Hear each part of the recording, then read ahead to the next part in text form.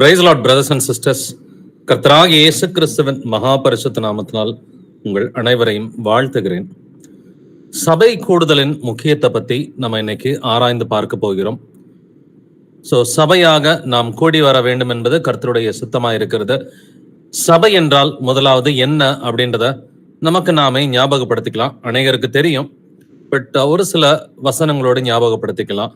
சபை என்பது இயேசு கிறிஸ்துவின் சரீரமாக இருக்கிறது அப்படின்றத கர்த்தர் நமக்கு வசனங்களின் மூலமா கற்றுக் கொடுத்திருக்கிறார் இல்லைங்களா? அப்ப சபை என்பது இயேசு கிறிஸ்துவின் சரீரம் அப்படின்னு சொன்னாக்க, ஒரு பட்டணத்துல இருக்கிற எல்லா சீஷர்களும் சேர்ந்ததுதான் அந்த சபை அப்படின்னு சொல்லி வசனம் சொல்கிறது. பைபிள்ல இருக்கிற சபையோட பெயர்கள் எல்லாம் நீங்க ஆராய்ந்து பாருங்க. எருசலேம் சபை, எருசலேம் ஒரு பட்டணம். எருசலேம்ல இருக்கிற எல்லா கிறிஸ்தவர்களும் சேர்ந்தது எருசலேம் சபை. அடுத்து அந்தியோக்கியா சபை, இதுவும் ஒரு பட்டணத்தோட பெயர் தான். அந்தியோக்கியான்ற ஊர்ல இருக்கிற எல்லா கிறிஸ்தவர்களும் சேர்ந்தது அந்தியோக்கியா சபை அப்படின்றத வாசிக்கிறோம். அடுத்து ரோமர் சபை, கொரிந்து சபை, கலாத்தியா சபை, எபேசு சபை, கொலோசே சபை, பிலிப்பு சபை, தெசலோனிக்கே சபை, வெளிப்படுத்தின விசேஷத்துல இருக்கிற 7 சபைகள். இது எல்லாமே ஒரு பட்டணத்துடைய பெயர் தான். அந்தந்த பட்டணத்துல இருக்கிற எல்லா கிறிஸ்தவர்களும் ஒன்றாக சேர்ந்து கூடி வருவது, இதைத்தான் சபை கூடுகை என்று வேதம் சொல்கிறது. சபையினுடைய பெயர் அந்த பட்டணத்துடைய பெயர் தான். அதனாலதான் நமக்கு புதுசா ஒரு பெயர் வைக்கணும் அப்படின்ற அவசியம் நமக்கு இல்லை.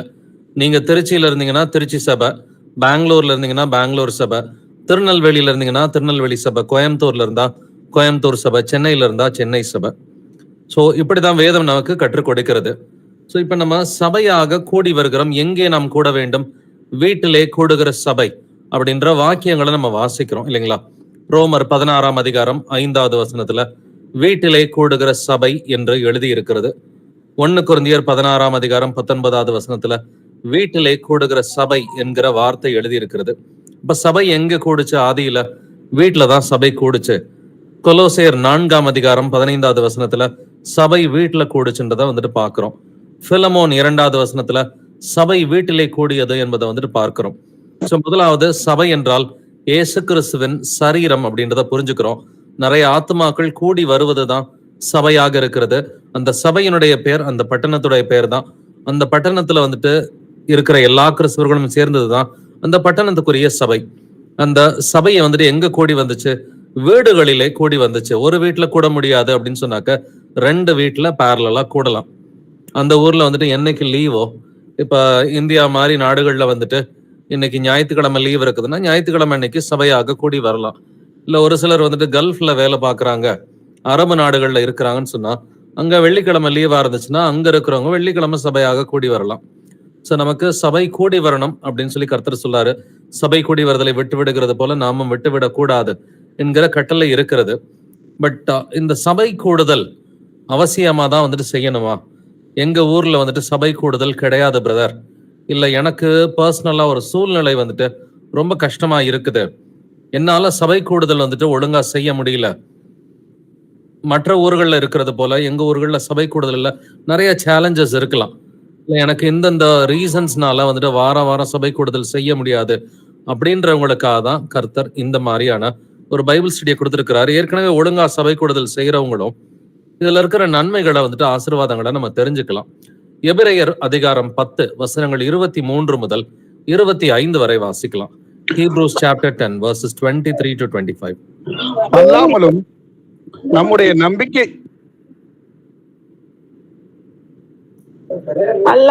நம்முடைய நம்பிக்கையை அறிக்கையிடுகிறதில் அசைவில்லாமல் உறுதியா இருக்க கடவோம். வாக்குத்தத்தம் பண்ணினவர் உண்மையுள்ளவராய் இருக்கிறாரே. மேலும் அன்புக்கும் நற்கிரியைகளுக்கும் நாம் ஏவப்படும்படி ஒருவரை ஒருவர் கவனித்து சபை கூடி வருதலை சிலர் விட்டுவிடுகிறது போல நாமும் விட்டுவிடாமல் ஒருவருக்கொருவர் புத்தி சொல்ல கடவோம். நாளானது சமீபித்து வருகிறதை எவ்வளவாய் பார்க்கிறீர்களோ அவ்வளவாய் புத்தி சொல்ல வேண்டும். ஆமென். ஆமென். 25வது வசனத்துல சபை கூடி வருதலை சிலர் விட்டு விடுகிறது போல நாமும் விட்டு விடாமல் இருக்கணும்னு வசனம் சொல்லுது. ஆனா 23வது வசனம் என்ன சொல்லுது? நம்முடைய நம்பிக்கையை அறிக்கை இடுகிறதில் அசைவில்லாமல் உறுதியாய் இருக்க கடவோம். அப்ப நம்மளுடைய நம்பிக்கையை நம்ம எங்க அறிக்கையிடுறோம்? சபை கூடுதலின் போது நம்முடைய நம்பிக்கையை நம்ம அறிக்கை இடுகிறோம் இல்லைங்களா? அதனாலதான் நம்பிக்கையை அறிக்கையிடுற காரியத்தை பத்தி முதல்ல கர்த்தர் பேசிட்டு அடுத்து எதுக்காக சபை கூடுறோம்ன்ற விஷயத்தையும் பேசுறாரு. 24வது வசனத்துல அன்புக்கும் நற்கிரியைகளுக்கும் நாம் ஏவப்படும்படி ஒருவரை கவனிக்கிறதுக்காக நம்ம சபை கூடுறோம்னு சொல்லி வேதம் சொல்லுது இல்லைங்களா? அன்புக்கும் நற்கிரியைகளுக்கும் நான் ஏவப்படணும். ஒருவர் கவனிக்கிறது எப்ப முடியும்? சபை கூடுதலின் பொழுது எல்லாருமே ஒன்னா சந்திக்கும் பொழுது ஒருவர் நம்ம கவனிக்க முடியும். ஒருவருக்கு ஒருவர் நம்ம வாழ்த்துதல் சொல்ல முடியும். அவங்க பிரச்சனைகள் என்னன்னு கேட்டு அதுக்காக ஜெபிக்க முடியும். அதனாலதான் சபை கூடுதலின் போது பிரேயர் ரிக்வஸ்ட்னு சொல்லி வழக்கமாவே கேட்போம் இல்லைங்களா? அந்தந்த பட்டணங்கள்ல சபை கூடுதல் நடக்கும் பொழுது பிரேயர் ரிக்வஸ்ட் கேட்பாங்க. யாருக்காவது தனிப்பட்ட முறையில ஏதாவது பிரச்சனைகள் இருக்குதா? ஏன்னா ஒருவர் நம்ம கவனிக்கணும். ஒருவருக்கு புத்தி சொல்றதுக்கு கடமைப்பட்டிருக்கிறோம். இப்போ ஒரு சிலர் சபை கூடுதல்ல பிரேயர் ரிக்வஸ்ட் வைக்காட்டி கூட பர்சனலா பேசும் பொழுது அவங்களுடைய பிரச்சனைகளை சொல்லலாம். ஸோ ஒருவர் நம்ம கவனிக்கிறதுக்காக, அன்புக்கும் நற்கிரியைகளுக்கும் நம்ம ஏவப்படுறதுக்காக, கர்த்தருடைய வசனங்களை ஒரு செய்தியாக நம்ம பகிர்ந்துக்கிறதுக்காக, அவருடைய வசனங்களை கேட்டு நம்முடைய வாழ்க்கையை மாத்திக்கிறதுக்காக, புது சிருஷ்டியா மாறுவதற்காக, புது சிருஷ்டியா மாறியவர்கள் விசுவாசத்துல உறுதியா இருப்பதற்கும், நம்முடைய நம்பிக்கையை அறிக்கையிடுவதற்காக தான் நம்ம சபை கூடுதல் செய்கிறோம் இல்லைங்களா? சபை கூடுதலுடைய முக்கியத்துவம் அந்த எபிரேயர் 10ஆம் அதிகாரத்துல 23, 24, 25 வசனங்கள்ல இருக்குது. பட் 25வது வசனத்துல சபை கூடி வருதலை சிலர் விட்டு விடுகிறது போல நாமும் விட்டு விடாமல், ஒரு சிலர் சபை கூடுதல்ல பெரிய இன்ட்ரெஸ்ட் ஒரு சிலருக்கு இல்ல, நம்ம இருக்கக்கூடாதுன்னு சொல்லி இப்படி இருக்கக்கூடாதுன்னு கர்த்தர் சொல்றாரு. அதே போல நாளானது சமீபத்து வருகிறதை எவ்வளவாய் பார்க்கிறீர்களோ அவ்வளவாய் புத்தி சொல்ல கடவோம் என்று வேதம் சொல்கிறது. அப்ப இயேசு கிறிஸ்துவின் 2ஆம் வருகை எவ்வளவு சமீபமா இருக்குதோ அந்த அளவுக்கு எல்லாருமே ஒன்னா சேர்ந்து கூடும் பொழுது ஒருவருக்கொருவர் நம்ம புத்தி சொல்ல வேண்டும் என்றும் எழுதி இருக்கிறது. பட் இன்கேஸ் இந்த சபை கூடுதலை நம்ம ஒழுங்கா அனுசரிக்கலைன்னா அடுத்தடுத்த வசனங்கள் என்ன சொல்லுதுன்றதை கவனிக்கலாம். தொடர்ந்து வாசிக்கலாம். 26 முதல் 29 வசனங்கள். சத்தியத்தை அறியும் அறிவை அடைந்த பின்பு நாம் மனப்பூர்வமாய் பாவம் செய்கிறவர்களாய் இருந்தால் பாவங்களின் நிமித்தம் செலுத்தத்தக்க வேறொரு பலி இனி இராமல் நியாய தீர்ப்பு வரும் என்று பயத்தோடு எதிர்பார்க்குதலும் விரோதிகளை பட்சிக்கும் கோபாக்கினையுமே இருக்கும். மோசேயினுடைய பிரமாணத்தை தள்ளுகிறவன் இரக்கம் பெறாமல் 2-3 சாட்சிகளின் வாக்கினாலே சாகிறானே. தேவனுடைய குமாரனை காலின் கீழ் மிதித்து தன்னை பரிசுத்தம் செய்த உடன்படிக்கையின் இரத்தத்தை அசுத்தம் என்றெண்ணி கிருபையின் ஆவியை நிந்திக்கிறவன் எவ்வளவு கொடிதான ஆக்கினைக்கு பாத்திரவானாய் இருப்பான் என்பதை யோசித்து பாருங்கள். ஆமென். ஆமென். சபை கூடி வருதல விட்டு விடாதீங்கன்னு சொல்லி 25வது வசனம் சொல்லுது. பட் அது இன்கேஸ் விடுறவங்களுக்கு 26வது வசனத்துல இருந்து கர்த்தர் புத்தி சொல்லுகிறார். சத்தியத்தை அறியும் அறிவை அடைந்த பின்பு நாம் மனப்பூர்வமாய் பாவம் செய்கிறவர்களாய் இருந்தால், அப்ப சத்தியம் எல்லாம் தெரியும், சபையாக நாம் கூடி வர வேண்டும் அப்படின்றது தெரியும், சபை என்றால் என்னன்றது தெரியும், சபையை யார் வழி நடத்தணும், சபை சபையினுடைய பெயர் எப்படி இருக்க வேண்டும், இது எல்லாமே தெரியுது. ஞானஸ்நானத்தை பத்தி கர்த்தர் நமக்கு சொல்லி கொடுத்திருக்கிறாரு, மனம் திரும்புதலை பத்தி சொல்லி கொடுத்திருக்கிறாரு, தேவன் ஒருவர் என்பதை குறித்து சொல்லி கொடுத்திருக்கிறாரு, 1000 வருட அரசாட்சியை பத்தி சொல்லி கொடுத்திருக்கிறாரு, வெளிப்படுத்தின விசேஷத்தை பத்தி நமக்கு சொல்லி கொடுத்திருக்கிறாரு. இன்னைக்கு நடக்கிற தீர்க்க தரிசனங்கள், நடக்க போகிற காரியங்கள், அநேக தீர்க்க தரிசனங்களை கர்த்தர் நமக்கு விளக்கி சொல்லி கொடுத்திருக்கிறாரு. இவ்வளவு சத்தியம் எல்லாம் தெரிஞ்சும் சபை கூடுதல் செய்யலைன்னு சொன்னாக்க அதுக்கு பேர் என்ன சொல்றாரு? மனப்பூர்வமாய் பாவம் செய்கிறவர்களாய் இருந்தால் இனி நமக்காக வேறொரு பலி கிடையாது. நமக்கு ஏற்கனவே இயேசு கிறிஸ்து பலி செலுத்திட்டார். அதை தெரிந்த பின்பும் நாம சபை கூடுதல் செய்யறதுல அசட்டையா இருந்தாலோ இல்ல அதுக்கு முக்கியத்துவம் கொடுக்கலனா மனப்பூர்வமாய் பாவம் செய்கிறவர்கள் என்று வேதம் சொல்கிறது. நான் வேற எந்த ஒரு பாவத்தை பத்தி இங்க குறிப்பிடல. 25வது வசனத்துல சபை கூடுதல் செய்யணும், விட்டுறக்கூடாதுன்னு வசனம் சொல்லுது. 26ல நீங்க அதை விட்டுட்டீங்கன்னா மனப்பூர்வமா பாவம் செய்யறீங்க, சத்தியத்தை தெரிஞ்சுக்கிட்டமே மனப்பூர்வமா பாவம் செய்கிறீங்கன்னு சொல்லி வேதம் சொல்லுது. 27வது வசனத்துல நியாய தீர்ப்பு வரும் என்று பயத்தோட எதிர்பார்க்குதலும் விரோதிகளை பட்சிக்கும் கோபாக்கினையுமே இருக்கும்னு சொல்லி வேதம் சொல்லுது. இப்ப சபை கூடி வரதுல விட்டுட்டாக்க என்ன இருக்குமா? கோபாக்கினை தான் இருக்கும்னு சொல்லி கர்த்தர் இங்கே எச்சரிக்கிறார். 29வது வசனத்துல இன்னமுமே ஸ்ட்ராங்கா சொல்றாரு, தேவனுடைய குமாரனை காலின் கீழ் மிதித்து தன்னை பரிசுத்தம் செய்த உடன்படிக்கையின் இரத்தத்தை அசுத்தம் என்றெண்ணி கிருபையின் ஆவியை நிந்திக்கிறவன் எவ்வளவு கொடிதான ஆக்கினைக்கு பாத்திரனாய் இருப்பான் என்பதை யோசித்து பாருங்கள். அப்ப இயேசு கிறிஸ்துவ நம்ம காலின் கீழே போட்டு மிதிக்கிறோமா? எப்பொழுது? சபை கூடுதல்ல இன்ட்ரெஸ்ட் இல்ல அப்படின்னு சொன்னாக்க, ஏன்னா வழக்கமே கர்த்தர் மேல இன்ட்ரெஸ்ட் இல்லைன்னா அது சபை கூடுதல் இன்ட்ரெஸ்ட் இல்லாமலே போயிடும். ஸோ அங்கதான் ஃபர்ஸ்ட் வெளியரங்கமா தெரிகிறது. சபை கூடுதல்ல ஒரு சீசனை பின்வாங்கி போனாக்க ஒரு கிறிஸ்தவன் பின்வாங்கி போனாக்க முதலாவது எங்க தெரியும்னு சொன்னாக்க சபை கூடுதல் ஆட்டோமேட்டிக்கா தெரிஞ்சிடும். ரொம்ப நாளா அவங்க இருதயத்துல மட்டும் இருக்கும். பட் வெளியரங்கமா தெரிகிறது வந்துட்டு பாத்தீங்கன்னா, முதலாவது சபை கூடுதலுக்கு லேட்டா வர ஆரம்பிப்பாங்க. அடுத்தது 1 வாரம் 2 வாரம்னு சொல்லி சபை கூடுதலை வந்துட்டு ஸ்கிப் பண்றதுக்கு ஆரம்பிப்பாங்க, வரமாட்டாங்க. சில நேரங்கள் வந்தாலும் ரொம்ப கட்டாயத்துக்காக சபை கூடுதலுக்கு வர மாதிரி வந்துட்டு அவங்களுடைய பேச்சுக்கள்லாம் இருக்கும். நான் ரொம்ப கஷ்டப்பட்டு வேலை பார்த்தேன், எனக்கு இன்னைக்கு சபை கூடுதலுக்கு வரதே ரொம்ப கஷ்டமான ஒரு காரியமா இருந்துச்சு, நான் கஷ்டப்பட்டு இதெல்லாம் செஞ்சுட்டு தான் ரொம்ப கட்டாயத்துக்காக தான் நான் வந்திருக்கிறேன்ற மாதிரி அவங்களுடைய வாயின் வார்த்தைகளோ அவங்களுடைய கிரியைகளே இதை காண்பிக்கும். ஒரு சிலர் வந்துட்டு என்ன பண்றாங்க, மாசத்துக்கு ஒரு தடவை சபை கூடுதல் அட்டன் பண்ணாக்க போதும் அப்படின்னு கடைபிடிக்கிறவங்களும் இருக்கிறாங்க. ஒரு சிலர் இதை போதனையாவும் மற்றவங்களுக்கு கத்துக் கொடுக்குறாங்க. வாரம்லாம் சபை கூடுதல் நம்ம போக வேண்டாம், மாசத்துக்கு ஒருக்க மட்டும் போனா போதும்னு சொல்லி தவறான ஒரு அட்வைஸையும் வந்துட்டு ஒரு சிலருக்கு கொடுத்துட்டு இருக்கிறாங்க. ஒரு சிலர் என்ன நினைக்கிறாங்க, நான் என் வீட்டுல இருந்தே ஜெபம் பண்ணிக்குவேன், நான் எதுக்கு சபை கூடுதலுக்கு போகணும். வீட்டுல இருந்து ஜெபிக்கிறதுக்கு பேரு ஃபேமிலி பிரேயர். இது சபை கூடுதல் கிடையாது பிரதர்ஸ் அண்ட் சிஸ்டர்ஸ். தானே தன்னுடைய குடும்பம் மட்டும் வீட்டில் இருந்து ஜெபித்துக் கொள்வது, இதுக்கு பேரு ஃபேமிலி பிரேயர். இது சபை கூடுதல் கிடையாது. இல்ல நாங்க தனியா போய் நாங்க சபை கூடுதல் செய்வோம்னு சொன்னா அதுவும் சபை கூடுதல் கிடையாது. ஒரு ஊர்ல ஒரு சபை தான் இருக்குது.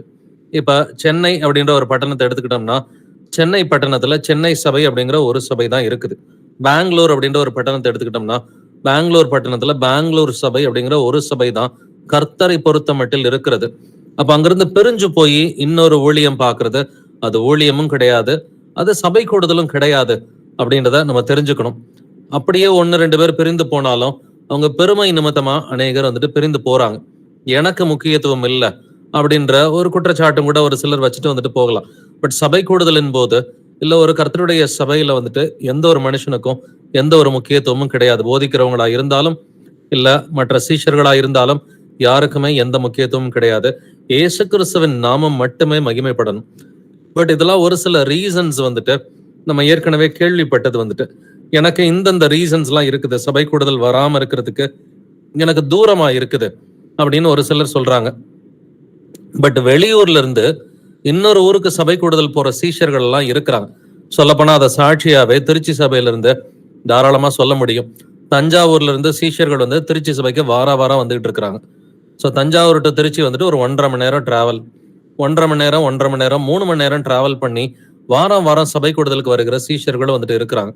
அதே போல காரைக்குடியில இருந்து திருச்சி சபைக்கு சபை கூடுதலுக்கு வருகிற சீஷர்களும் வந்துட்டு இருக்கிறாங்க. ஸோ காரைக்குடியுமே ஒரு 1.5 மணி நேரம் 3 மணி நேரம் டிராவல் வந்துட்டு இருக்கும். அதே போல திண்டுக்கல்ல இருந்து திருச்சி சபைக்கு அவங்க சீஷர்கள் கூடுகைக்கு வருகிற சீஷர்களும் வந்துட்டு இருக்கிறாங்க. ஸோ இதே மாதிரி கடலூர்ல இருந்து திருச்சிக்கு வந்துட்டு சபை கூடுதலுக்கு வருகிற சீஷர்களும் வந்துட்டு இருக்கிறாங்க. அதனால எனக்கு தூரம்னு சொல்லி உள்ளூர்ல இருந்துட்டு சொன்னாக்க இது வந்துட்டு சோம்பல் அப்படின்னு சொல்லிதான் கர்த்தர் சொல்லுவார். ஒரே ஊர்ல இருந்துட்டு பிரதர் உங்களுக்கு தெரியாது, பெங்களூர்ல எல்லாம் ரொம்ப டிராபிக்கா இருக்கும், சென்னையில எல்லாம் ரொம்ப டிராபிக்கா இருக்கும், அதனால எங்களுக்கு சபை கூடுதல் போகணும்னா அப் அண்ட் டவுன் வந்துட்டு எங்களுக்கு 1 மணி நேரம் ஆகும், 2 மணி நேரம் ஆகும் அப்படின்னு சொல்லலாம். பட் நீங்க கொஞ்சம் யோசிச்சு பாருங்க, வெளியூர்ல இருந்தே சீஷர்கள் வருவதற்கு வந்துட்டு நல்லா வந்துட்டு அவங்க ஆயத்தமா இருக்கிறாங்க. ரொம்ப ஆர்வத்தோட வெளியூர்ல இருந்தே சீஷர்கள் வரும் பொழுது உள்ளூர்லயே இருந்துகிட்டு, இப்ப ஒரு சில பட்டணங்கள்ல சபை கூடுதல் நடக்குது, அப்ப உள்ளூர்லயே இருந்துகிட்டு நம்ம சபை கூடுதலுக்கு போகலன்னு சொன்னாக்க கர்த்தர் அதான் சொல்றாரு, தேவனுடைய குமாரனை காலின் கீழ் மிதித்து தன்னை பரிசுத்தம் செய்த உடன்படிக்கையின் ரத்தத்தை அசுத்தம் என்று கிருபையின் ஆவியை நிந்திக்கிறவன் எவ்வளவு கொடிதான ஆக்கினைக்கு பாத்திரவனா இருப்பான் என்பதை யோசித்து பாருங்கள். இந்த ஒரு முக்கியமான வசனங்கள்லாம் எதற்கு பின்னாடி வருகிறது? சபை கூடி வருதலை சிலர் விட்டு விடுகிறது போல நாமும் விட்டு விடாமல், சத்தியம் தெரியும், சத்தியத்தை அறியும், அறிவை அடைந்த பின்பு மனப்பூர்வமா பாவம் செய்து நான் சபை கூடுதலுக்கு போக மாட்டேன், இல்ல ஏன் இஷ்டத்துக்கு நான் போய்க்குவேன் அப்படின்னு சொன்னாக்க கர்த்தருடைய வீட்டுல சில கட்டளைகளை அவர் வச்சிருக்கிறார், கற்பனைகளை கர்த்தர் வச்சிருக்கிறார். பட் இதே அதிகாரத்துல கர்த்தர் என்ன சொல்றாருன்றதை கவனிச்சு பாருங்க. எபிரேயர் 10:37 வாசிக்கலாம். Hebrews 10:37. வருகிறவர் இன்னும் கொஞ்ச காலத்தில் வருவார், தாமதம் பண்ணார். வருகிறவர் இன்னும் கொஞ்சம் காலத்தில் வருவார், தாமதம் பண்ணார். இது எங்க எழுதியிருக்கு? சபை கூடுதலுக்கு பின்னாடி தாங்க எழுதியிருக்கு. 25வது வசனத்திலையும் 2ஆம் வருகையை முன்னிட்டு தான் சபை கூடுதல் அப்படின்னு சொல்லி எழுதியிருக்கு இல்லைங்களா? 25ல நம்ம படிச்சோம், சபை கூடி வருதலை சிலர் விட்டு விடுகிறது போல நாமும் விட்டு விடாமல் நாளானது சமீபத்து வருகிறது எவ்வளவாய் பார்க்கிறீர்களோ அவ்வளவாய் புத்தி சொல்ல வேண்டும்.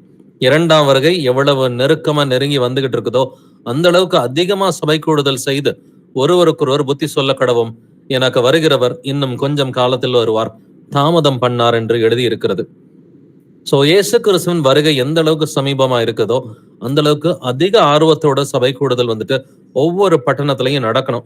சரி, உங்க பட்டணத்துல சபை கூடுதல் நடக்கலையா? பக்கத்துல எந்த பட்டணத்துல சபை கூடுதல் நடக்குதுன்றதை கவனிச்சு பாருங்க. அந்த பட்டணத்துக்கு அட்லீஸ்ட் உங்களால வாரம் வாரம் போக முடியாட்டி கூட மாசத்துக்கு ஒரு தடவை போறதுக்கு ட்ரை பண்ணுங்க. கூடுமானால் 2 வாரத்துக்கு ஒருக்க போறதுக்கு வந்துட்டு ட்ரை பண்ணுங்க. ஏன்னா முயற்சி செஞ்சாதான் கர்த்தர் முயற்சிகளை ஆசீர்வதிப்பார். முயற்சியே செய்யலைன்னு சொன்னாக்க கர்த்தருடைய ஆசீர்வாதத்தை எதிர்பார்க்கவே முடியாது. விளைய செய்கிறவர் கர்த்தர் தான். பட் யாராவது நடனம், யாராவது நீர் பாய்ச்சணும். சோ முயற்சிகள் வந்துட்டு மனிதர்கள் எடுக்கும் பொழுது கர்த்தர் வந்துட்டு அதை ஆசீர்வதிக்கிறவராய் இருக்கிறார். அதனால உங்க பட்டணத்துல சபை கூடுதல் இல்லாட்டியும் பரவாயில்ல, பக்கத்துல எந்த பட்டணத்துல இருக்குதுன்றத செக் பண்ணி பாருங்க. ஒரு 1 மணி நேரம் டிஸ்டன்ஸ்லயோ 2 மணி நேரத்திலயோ 3 மணி நேரத்திலயோ எந்த ஊர்ல இருக்குதுன்றதை செக் பண்ணி பாருங்க. ஏன்னா திருப்பூர்ல இருந்து ஒரு சகோதரன் வந்துட்டு கோயம்புத்தூருக்கும் திருச்சிக்கும் வந்துட்டு சபை கூடுதலுக்கு வந்துட்டு இருக்கிறார். ஸோ இப்படி சகோதரர்கள் நம்ம மத்தியில வந்துட்டு இருக்கத்தான் வந்துட்டு செய்யறாங்க பிரதர்ஸ் அண்ட் சிஸ்டர்ஸ். அதனால உள்ளூர்ல சபை கூடுதல் இல்லைன்னா வெளியூர்ல மந்த்லி ஒன்ஸ் போக முடியுமா, இல்ல கூடுமானால் வந்துட்டு 2 வாரத்துக்கு ஒருக்க சபை கூடுதலுக்கு போக முடியுமா அப்படின்றத யோசித்து பாருங்கள். ஏன்னா நீங்க இதுக்காக ஜெபிக்க ஆரம்பிச்சீங்கன்னா கர்த்தர் சுவிசேஷத்தின் கதவுகளை திறந்து விடுவார். சபை கூடுதலுக்கு போறதுக்கான வந்துட்டு வாசல்களை கர்த்தர் திறந்து வைப்பார். ஏன்னா வருகிறவர் இன்னும் கொஞ்சம் காலத்தில் வருவார், தாமதம் பண்ணார் என்று எழுதியிருக்கிறது. எபிரேயர் 10ஆம் அதிகாரம் 38 முதல் 39 வரை வாசிப்போம். விசுவாசத்தினாலே நீதிமான் பிழைப்பான், பின்வாங்கி போவானானால் அவன் மேல் என் ஆத்துமா பிரியமாய் இராது என்கிறார். நாமோ கெட்டு போக பின்வாங்குகிறவராய் இராமல் ஆத்துமா ஈடேற விசுவாசிக்கிறவர்களாய் இருக்கிறோம். ஆமென். விசுவாசத்தினாலே நீதிமான் பிழைப்பான் அப்படின்னு வேதம் சொல்கிறது. அப்ப நம்மளுடைய விசுவாசத்தை அறிக்கை செய்கிற இடம் வந்துட்டு எது? சபை கூடுகை தான், இல்லைங்களா? உங்களோட விசுவாசத்தை நீங்க சபை கூடுகையில வந்துட்டு எல்லாருமா ஒன்னா சேர்ந்து அறிக்கை பண்றீங்க.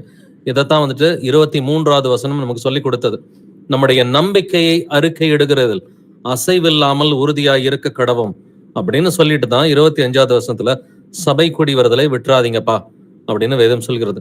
அப்ப நம்முடைய நம்பிக்கையை அறிக்கை இடுகிற இடம் வந்துட்டு சபை கூடுகை, இல்லைங்களா? அதனாலதான் விசுவாசத்தினாலே நீதிமான் பிழைப்பான். நம்முடைய விசுவாசத்தை அறிக்கை செய்கிற பிள்ளைகளா இருக்கணும். பின்வாங்கி போவானானால் அவன் மேல் என் ஆத்துமா பிரியமாயிராது.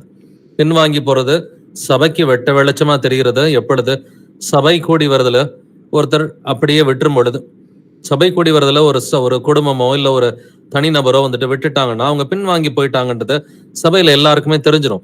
பட் இவங்க விடுறதுக்கு முன்னாடி உங்களோட பிஹேவியரை நீங்க கவனிச்சு பாத்தீங்கன்னா, அவங்க சபை கூடி வருதுல எப்ப விடுறாங்களோ அதுக்கு ஒரு 3 மாசத்துக்கு முன்னாடி 6 மாசத்துக்கு முன்னாடி உங்களுடைய பிஹேவியரை கவனிச்சு பாத்தீங்கன்னாக்க ஃபர்ஸ்ட் லேட்டா வருவாங்க, அதுக்கப்புறம் 1 கூடுகை 2 கூடுகைன்னு ஸ்கிப் பண்ணுவாங்க. மாசம் ஒரு தடவை வந்தாக்க போதும்னு சொல்லி தன்னைத்தானே வந்துட்டு அவங்க வந்துட்டு ஆசுவாசப்படுத்திக்குவாங்க.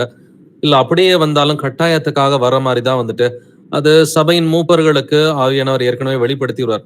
உங்களுடைய பிஹேவியர் சபை கூடுதல விடுறதுக்கு முன்னாடியே 3 மாசம் 6 மாசத்துக்கு முன்னாடியே உங்களுக்கு எச்சரிப்புகள்லாம் போக ஆரம்பிச்சிடும். அது கர்த்தர் பிரைவேட்டாவே அந்த எச்சரிப்புகளை வந்துட்டு கொடுத்துக்கிட்டு தான் வந்துட்டு இருக்கிறார். ஸோ இந்த பிஹேவியர் வந்துட்டு முதல்ல சபை கூடுதலுக்கு லேட்டா போறோமா இதை யோசிச்சு பாருங்க. டிராபிக் இருந்துச்சு பிரதர், இந்த ரீசன் அந்த ரீசன் கர்த்தர்கிட்ட சொல்றதுக்கு ஒண்ணுமே கிடையாது. சபை கூடுதலப்ப நம்ம கர்த்தருடைய பிள்ளைங்களை பார்க்க போறோம், கர்த்தரை மகிமைப்படுத்த போறோம். நமக்காக வந்துட்டு ரத்தம் சிந்தினவர் வந்துட்டு நம்ம துதிக்க போறோம். அவர் வாயிலிருந்து புறப்பட்ட அந்த கிருபையுள்ள வசனங்களை வந்துட்டு கேட்கறதுக்கு போறோம், இல்லைங்களா? அப்படின்னா எந்த அளவுக்கு ஆர்வத்தோட போகணும், எந்த அளவுக்கு உற்சாகத்தோட வந்துட்டு போகணும் அப்படின்றத யோசித்து பாருங்க. இல்ல ட்ரெயின் டிக்கெட் புக் பண்ணி இருக்கிறோம்னா அதுக்கு நம்ம லேட்டா போவோமா? யோசிச்சு பாருங்க. இல்ல ஒரு சிலர் வந்துட்டு ஃபிளைட்ல எல்லாம் போயிருக்கிறாங்க. ஃபிளைட் டிக்கெட் புக் பண்ணாக்க அந்த ஃபிளைட் கிளம்புறதுக்கு 1 மணி நேரத்துக்கு முன்னாடியே இருக்கணும். ட்ரெயின் டிக்கெட் புக் பண்ணா அட்லீஸ்ட் ட்ரெயின் கிளம்புறதுக்கு ஒரு 1/4 மணி நேரத்துக்கு முன்னாடி போனீங்கன்னா தான் பிளாட்ஃபார்ம் எதுன்னு பார்த்துட்டு போக முடியும். அப்ப இந்த உலகத்தின் காரியங்களுக்கு ஒரு பஸ் பிடிக்கிறதுக்கோ ட்ரெயின் பிடிக்கிறதுக்கோ ஃபிளைட் பிடிக்கிறதுக்கோ வந்துட்டு அவ்வளவு வேகமா போற இயேசு கிறிஸ்துவின் பிள்ளைகள்னு சொல்லிக்கிறோம். அப்படின்னாக்க சபை கூடுதலுக்கு எவ்வளவு ஆர்வமா வந்துட்டு கிளம்பி போகணும் அப்படின்றத நம்மை நாமே நிதானிக்கிறவர்களா இருப்போம். சோ லேட்டா போறத கூட கர்த்தர் வந்துட்டு அனுமதிக்க மாட்டார். பரவாயில்ல, என்னைக்காவது ஒரு நாள் லேட் ஆயிடுச்சுன்னா கர்த்தர் வந்து நல்லவர், அவர் அதை வந்துட்டு கண்டுக்க மாட்டார். பட் கன்சிஸ்டன்டாவே லேட்டா வரவங்களுக்காக தான் இந்த விஷயத்த வந்துட்டு கர்த்தர் சொல்றதுக்கு அனுமதிக்கிறார். கன்சிஸ்டன்டா சபை கூடுதலுக்கு லேட்டா வர ஒரு சிலர் இருக்கிறாங்க. அவங்களுக்கு வந்துட்டு தெரியும், அந்தந்த பட்டணத்துல அவங்களுக்கு வந்துட்டு தெரியும், இல்லைங்களா? கன்சிஸ்டன்டா லேட்டா போறத கர்த்தர் வந்துட்டு அனுமதிக்க மாட்டாரு. அதே போல சபை கூடுதல்ல காரணம் இல்லாம ஸ்கிப் பண்றதுக்கு அனுமதிக்க மாட்டார். பட் உண்மையிலே ஒரு ஜெனுவின் ரீசன் இருந்தாக்க சபை கூடுதலுக்கு பதிலாக நம்ம மற்ற காரியங்களை பார்க்கலாம். யாரோ ஒருத்தர் நமக்கு தெரிந்தவர் அவர் மரித்து விடுகிறார் அப்படின்னு சொன்னா அந்த அடக்கத்துக்கு வந்துட்டு போகணும். சண்டே அன்னைக்கு தான் வந்துட்டு ஒருத்தர் தெரியாத ஒருத்தர் மரிச்சாருன்னு சொன்னாக்க அழுவாரோட சேர்ந்து அழுங்கள்னு சொல்லி வேதம் சொல்கிறது. அப்படின்னா சபை கூடுதலை விட்டுட்டு அன்னைக்கு ஒரு நாளைக்கு போய் அடக்கத்துக்கு போயிட்டு வரலாம். இல்ல உங்களுடைய ரொம்ப க்ளோஸ் ரிலேட்டிவோட ஒரு மேரேஜ் இருக்குது, அதை தட்டவே முடியாது, போயே ஆகணும், அங்க போனா சுவிசேஷம் அறிவிக்கிறதுக்கு வாய்ப்பு இருக்கு, இல்ல அந்த குடும்பம் வந்துட்டு சுவிசேஷத்தை கேட்கறதுக்கு ஒரு வாய்ப்பு இருக்குதுன்னு சொன்னாக்க அன்னைக்கு நம்ம வந்துட்டு சபை கூடுதலை விட்டுட்டு அந்த மேரேஜுக்கு போயிட்டு வரலாம். இப்படி ஏதாவது தட்ட முடியாத காரியங்களா இருந்துச்சுன்னு சொன்னாக்க உண்மையிலே ஒரு ஜெனுவின் ரீசன் இருக்குது அப்படின்னு சொன்னாக்க சபை கூடுதலை விட்டுட்டு அந்த வேலையை வந்துட்டு பார்க்கலாம். பட் காரணமே இல்லாம சபை கூடுதலை விட்டு விடுவதோ, காரணமே இல்லாம வீட்டிலேயே இருந்துகிட்டு சபை கூடுதலுக்கு போகாம இருக்கிறது, எந்த ரீசனுமே இல்லாம, இல்ல ஒரு சிலர் என்ன சொல்றாங்க, எனக்கு உடம்பு சரியில்லை பிரதர் அப்படின்ற காரணங்கள்லாம் கூட இருக்குது. பட் சபை கூடுதலுக்கு வரும்போது கர்த்தர் சுகப்படுத்துகிறவரா இருக்கிறார் இல்லைங்களா? வீட்டிலேயே உட்காந்துக்கிட்டா உடம்பு சரியா போகுமா, இல்ல சபை கூடுதலுக்கு வரும்பொழுது உடம்பு சரியா போகுமா? சபை கூடுதலுக்கு வரும்பொழுது அந்த வசனங்களை கேட்கிறோம், நம்முடைய பாவமா இருந்தா மனம் திரும்புறோம், மனம் திரும்பும் பொழுது கர்த்தர் சுகமாக்குகிறார். அந்த அப்பத்தை புசிக்கும் பொழுது நமக்கு என்ன நடக்கிறது?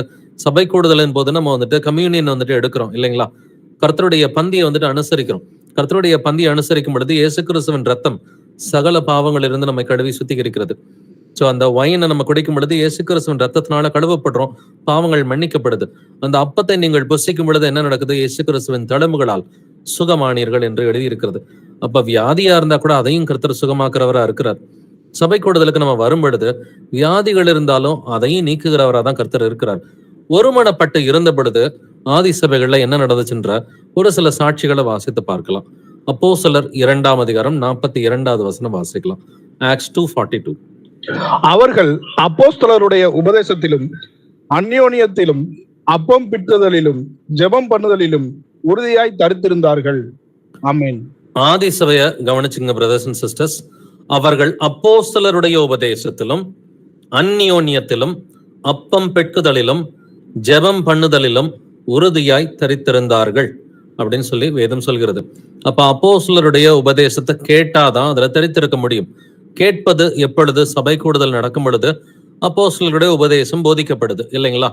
அப்ப சபை கூடுதலுடைய முக்கியத்துவத்தை நம்ம பெந்தகோஸ்தே நாள் தொடங்கி நம்ம வந்துட்டு பாக்குறோம் இல்லைங்களா?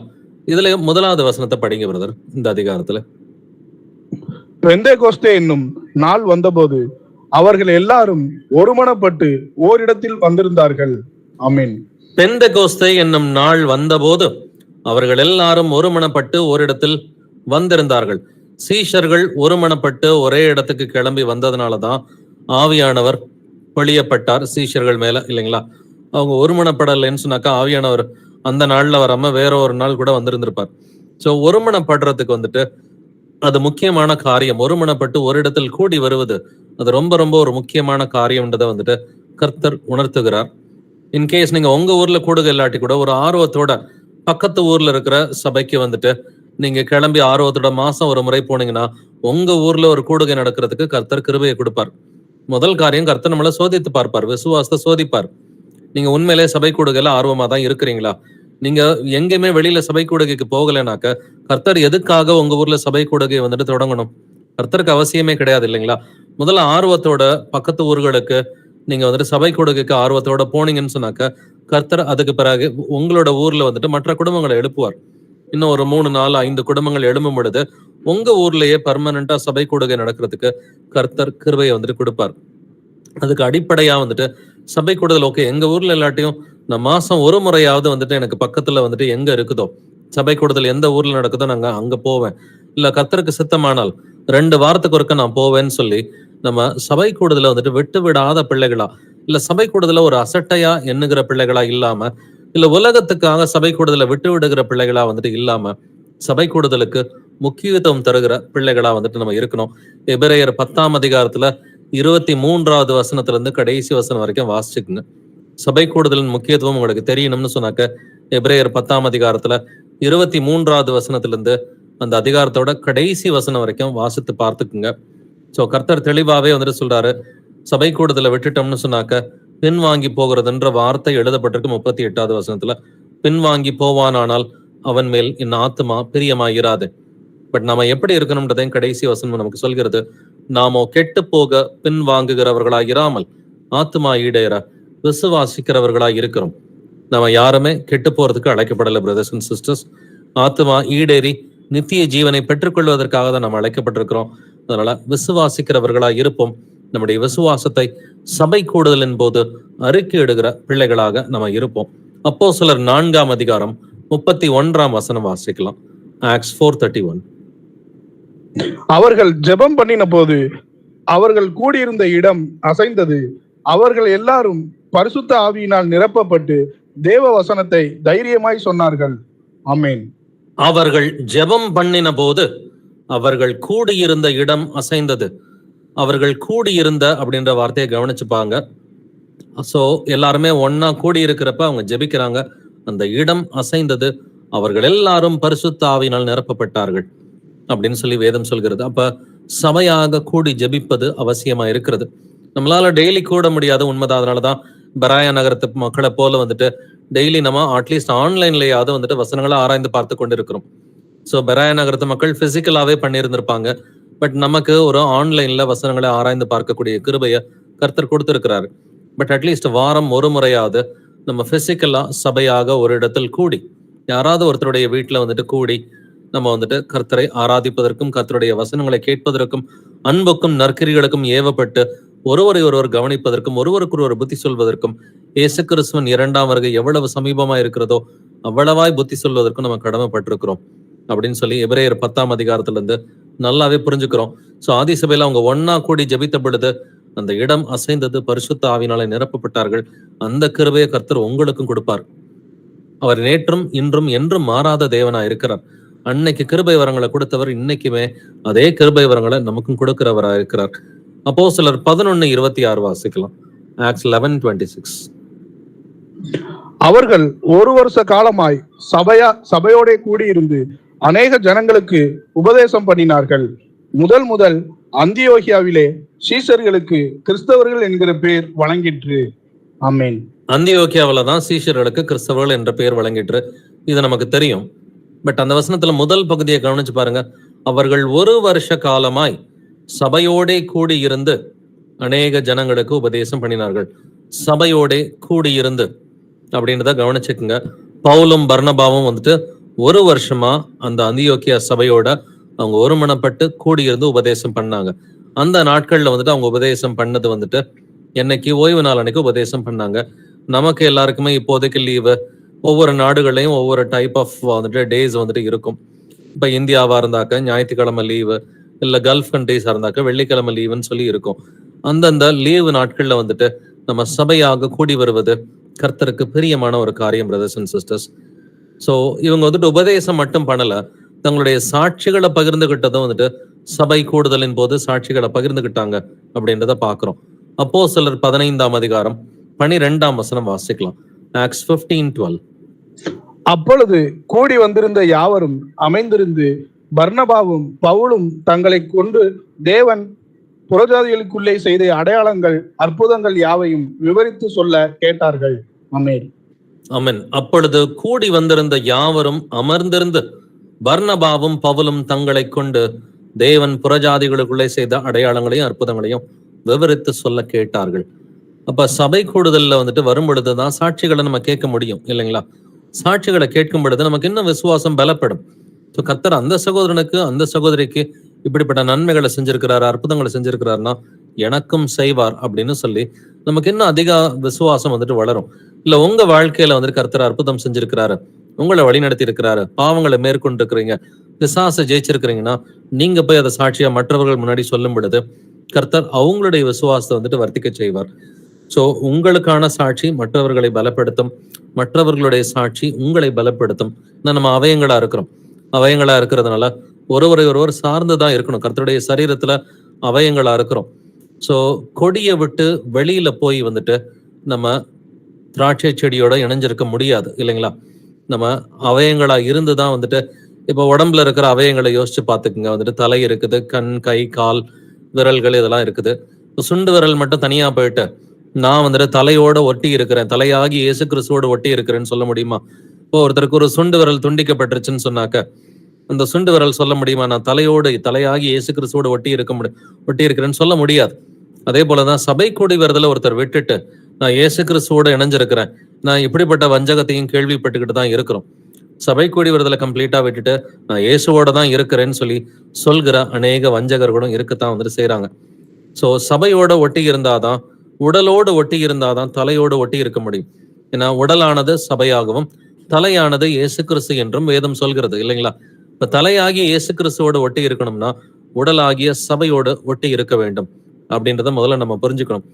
எந்த உடலோடையும் ஒட்டலை அப்படின்னு சொன்னா தலையோட ஒட்டி இருக்க முடியாது. இண்டிவிஜுவலா ஒரு தனி அவயமா தலையோட ஒட்டி இருக்கிறதுக்கு வாய்ப்பு இல்லை. சோ கையோட ஒரு விரல் ஒட்டி இருந்தாதான் அது தலையோட ஒட்டி இருக்கிறதா வந்துட்டு அர்த்தம். அதனால சபையோட ஒட்டி இருக்கணும் அப்படின்றதுல எந்த வித சந்தேகமும் இல்லாம தான் கர்த்தர் எழுதியிருக்கிறார். அவங்க உபதேசத்துக்காக கூடி வந்திருந்தாங்க, அவங்க அற்புதங்கள் அடையாளங்களை வந்துட்டு சாட்சிகளை விவரித்து சொல்வதற்காக கூடி வந்திருந்தாங்க அப்படின்றத வந்துட்டு பாக்குறோம். 1 தெசலோனிக்கர் 5ஆம் அதிகாரம் 11ஆம் வசனம் வாசிக்கலாம். 1 Thessalonians 5:11.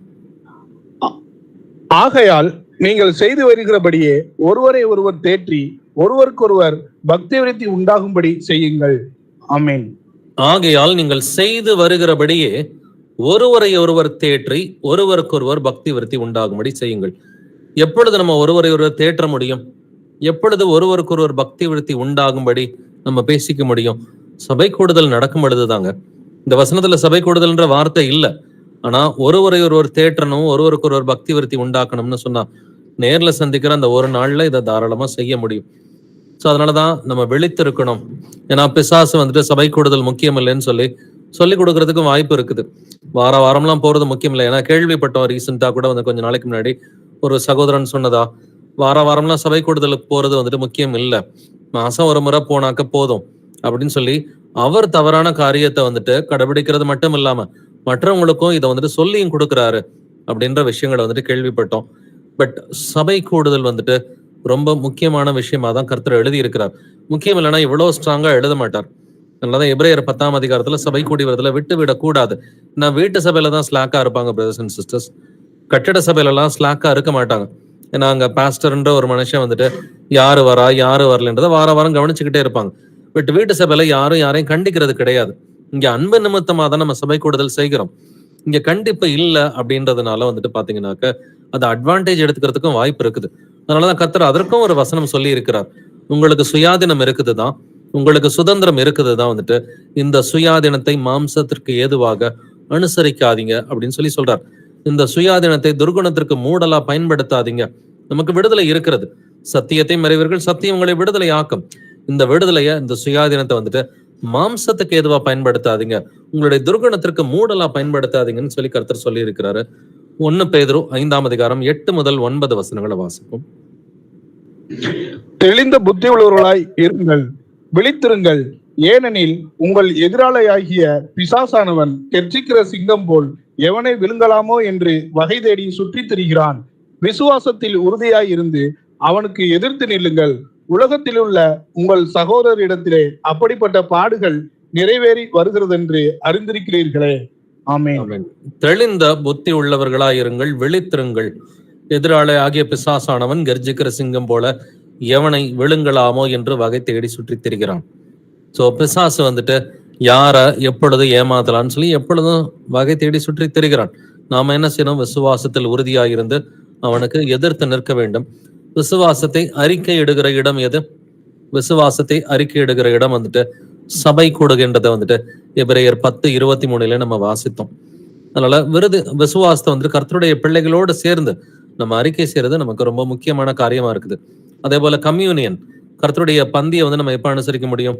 வீட்டிலே தனியா உட்காந்து கம்யூனியன் எடுத்துட்டு ஓகே நான் கரெக்டா இருக்கிறேன்னு சொல்லிக்க முடியுமா? அதுவும் கர்த்தருடைய பிள்ளைகளோட சேர்ந்து தான் நம்ம கர்த்தருடைய பந்தியை வந்துட்டு அனுசரிக்கணும். ஓகே நீங்க வெளியூர்ல இருந்தீங்கன்னா பரவாயில்ல, பட் உங்க ஊர்லயே சபை கூடுதல் நடக்குது அப்படின்ற பட்சத்துல வந்துட்டு சபையோடு சேர்ந்துதான் நம்ம கர்த்தருடைய பந்தியையும் வந்துட்டு அனுசரிக்கணும். அப்படி அதுக்கு வாய்ப்பு இல்லைன்னா, வெளியூர்ல சபை கூடுதல் இருக்குதுன்னா மாசம் ஒரு முறை போறதுக்கு முயற்சிகள் எடுங்க, இல்ல அட்லீஸ்ட் 2 வாரத்துக்கு ஒரு முறை போறதுக்கு முயற்சிகள் எடுங்க. இப்படி எடுத்தீங்கன்னா கர்த்தர் உங்க ஊர்லயே சபை கூடுதல் தொடங்குவதற்கு நிச்சயமா கிருபையை கொடுப்பாருன்றதுல எந்த ஒரு சந்தேகமும் இல்லை. 1 பேதுரு 4ஆம் அதிகாரம் 7ஆம் வசனம் வாசிக்கலாம். 1 Peter 4:7. எல்லாவற்றிற்கும் முடிவு சமீபமாயிற்று. ஆகையால் தெளிந்த புத்தியுள்ளவர்களாய் இருந்து ஜெபம் பண்ணுவதற்கு ஜாக்கிரதை உள்ளவர்களாய் இருங்கள். ஆமென். எல்லாவற்றிற்கும் முடிவு சமீபமா இருக்கிறது அப்படின்றத வாசிக்கிறோம் இல்லைங்களா? இதை நம்ம வசனத்திலையும் வாசிக்கிறோம், நியூஸ்லயும் நீங்க கேட்டுக்கிட்டு தான் இருக்கிறீங்க. ஸோ கடந்த ஒரு சில ஆண்டுகளா வந்துட்டு உலகத்துல போர்கள் தொடங்கி அது முடியவே மாட்டேங்குது இல்லைங்களா? உக்ரைன் போர் 2022 வந்துட்டு தொடங்கி இப்ப 3வது வருஷமா உக்ரைன் போர் நடந்துகிட்டு இருக்குது. அது கொஞ்சம் கொஞ்சமா எஸ்கலேட் ஆகுறத நம்ம வந்துட்டு பார்த்துக்கிட்டு தான் இருக்கிறோம்.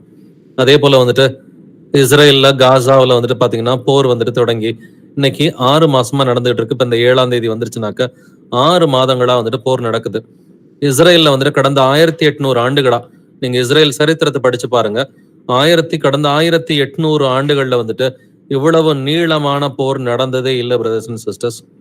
அவங்க சுதந்திரம் வாங்கின பிறகும் சரி, சுதந்திரம் வாங்குவதற்கு முன்னாடியே நீங்க அவங்களுடைய சரித்திரத்தை ஆராய்ந்து பாருங்க. கடந்த 1800 ஆண்டுகள்ல இவ்வளவு நாட்களா நீடிக்கிற ஒரு போர் வந்து இஸ்ரேல் தேசத்துல நடக்கவே இல்லை. இதெல்லாம் என்னத்தை காண்பிக்கிறத? எல்லாவற்றிற்கும் முடிவு சமீபமா இருக்கிறது. அப்பனா நாம என்ன செய்யணுமா? தெளிந்த புத்தி உள்ளவர்களா இருந்து ஜெபம் பண்ணுவதற்கு ஜாக்கிரதை உள்ளவர்களா இருங்கள். சோ சபையோடு கூடி ஜெபிப்பதற்கு கர்த்தர் நமக்கு ஒரு நாளை கொடுத்திருக்கிறார். சோ அந்த நாள் அன்னைக்கு சபையோடு கூடி இருந்து ஜெபம் பண்ணுவதற்கு ஜாக்கிரதை உள்ளவர்களா இருப்போம்.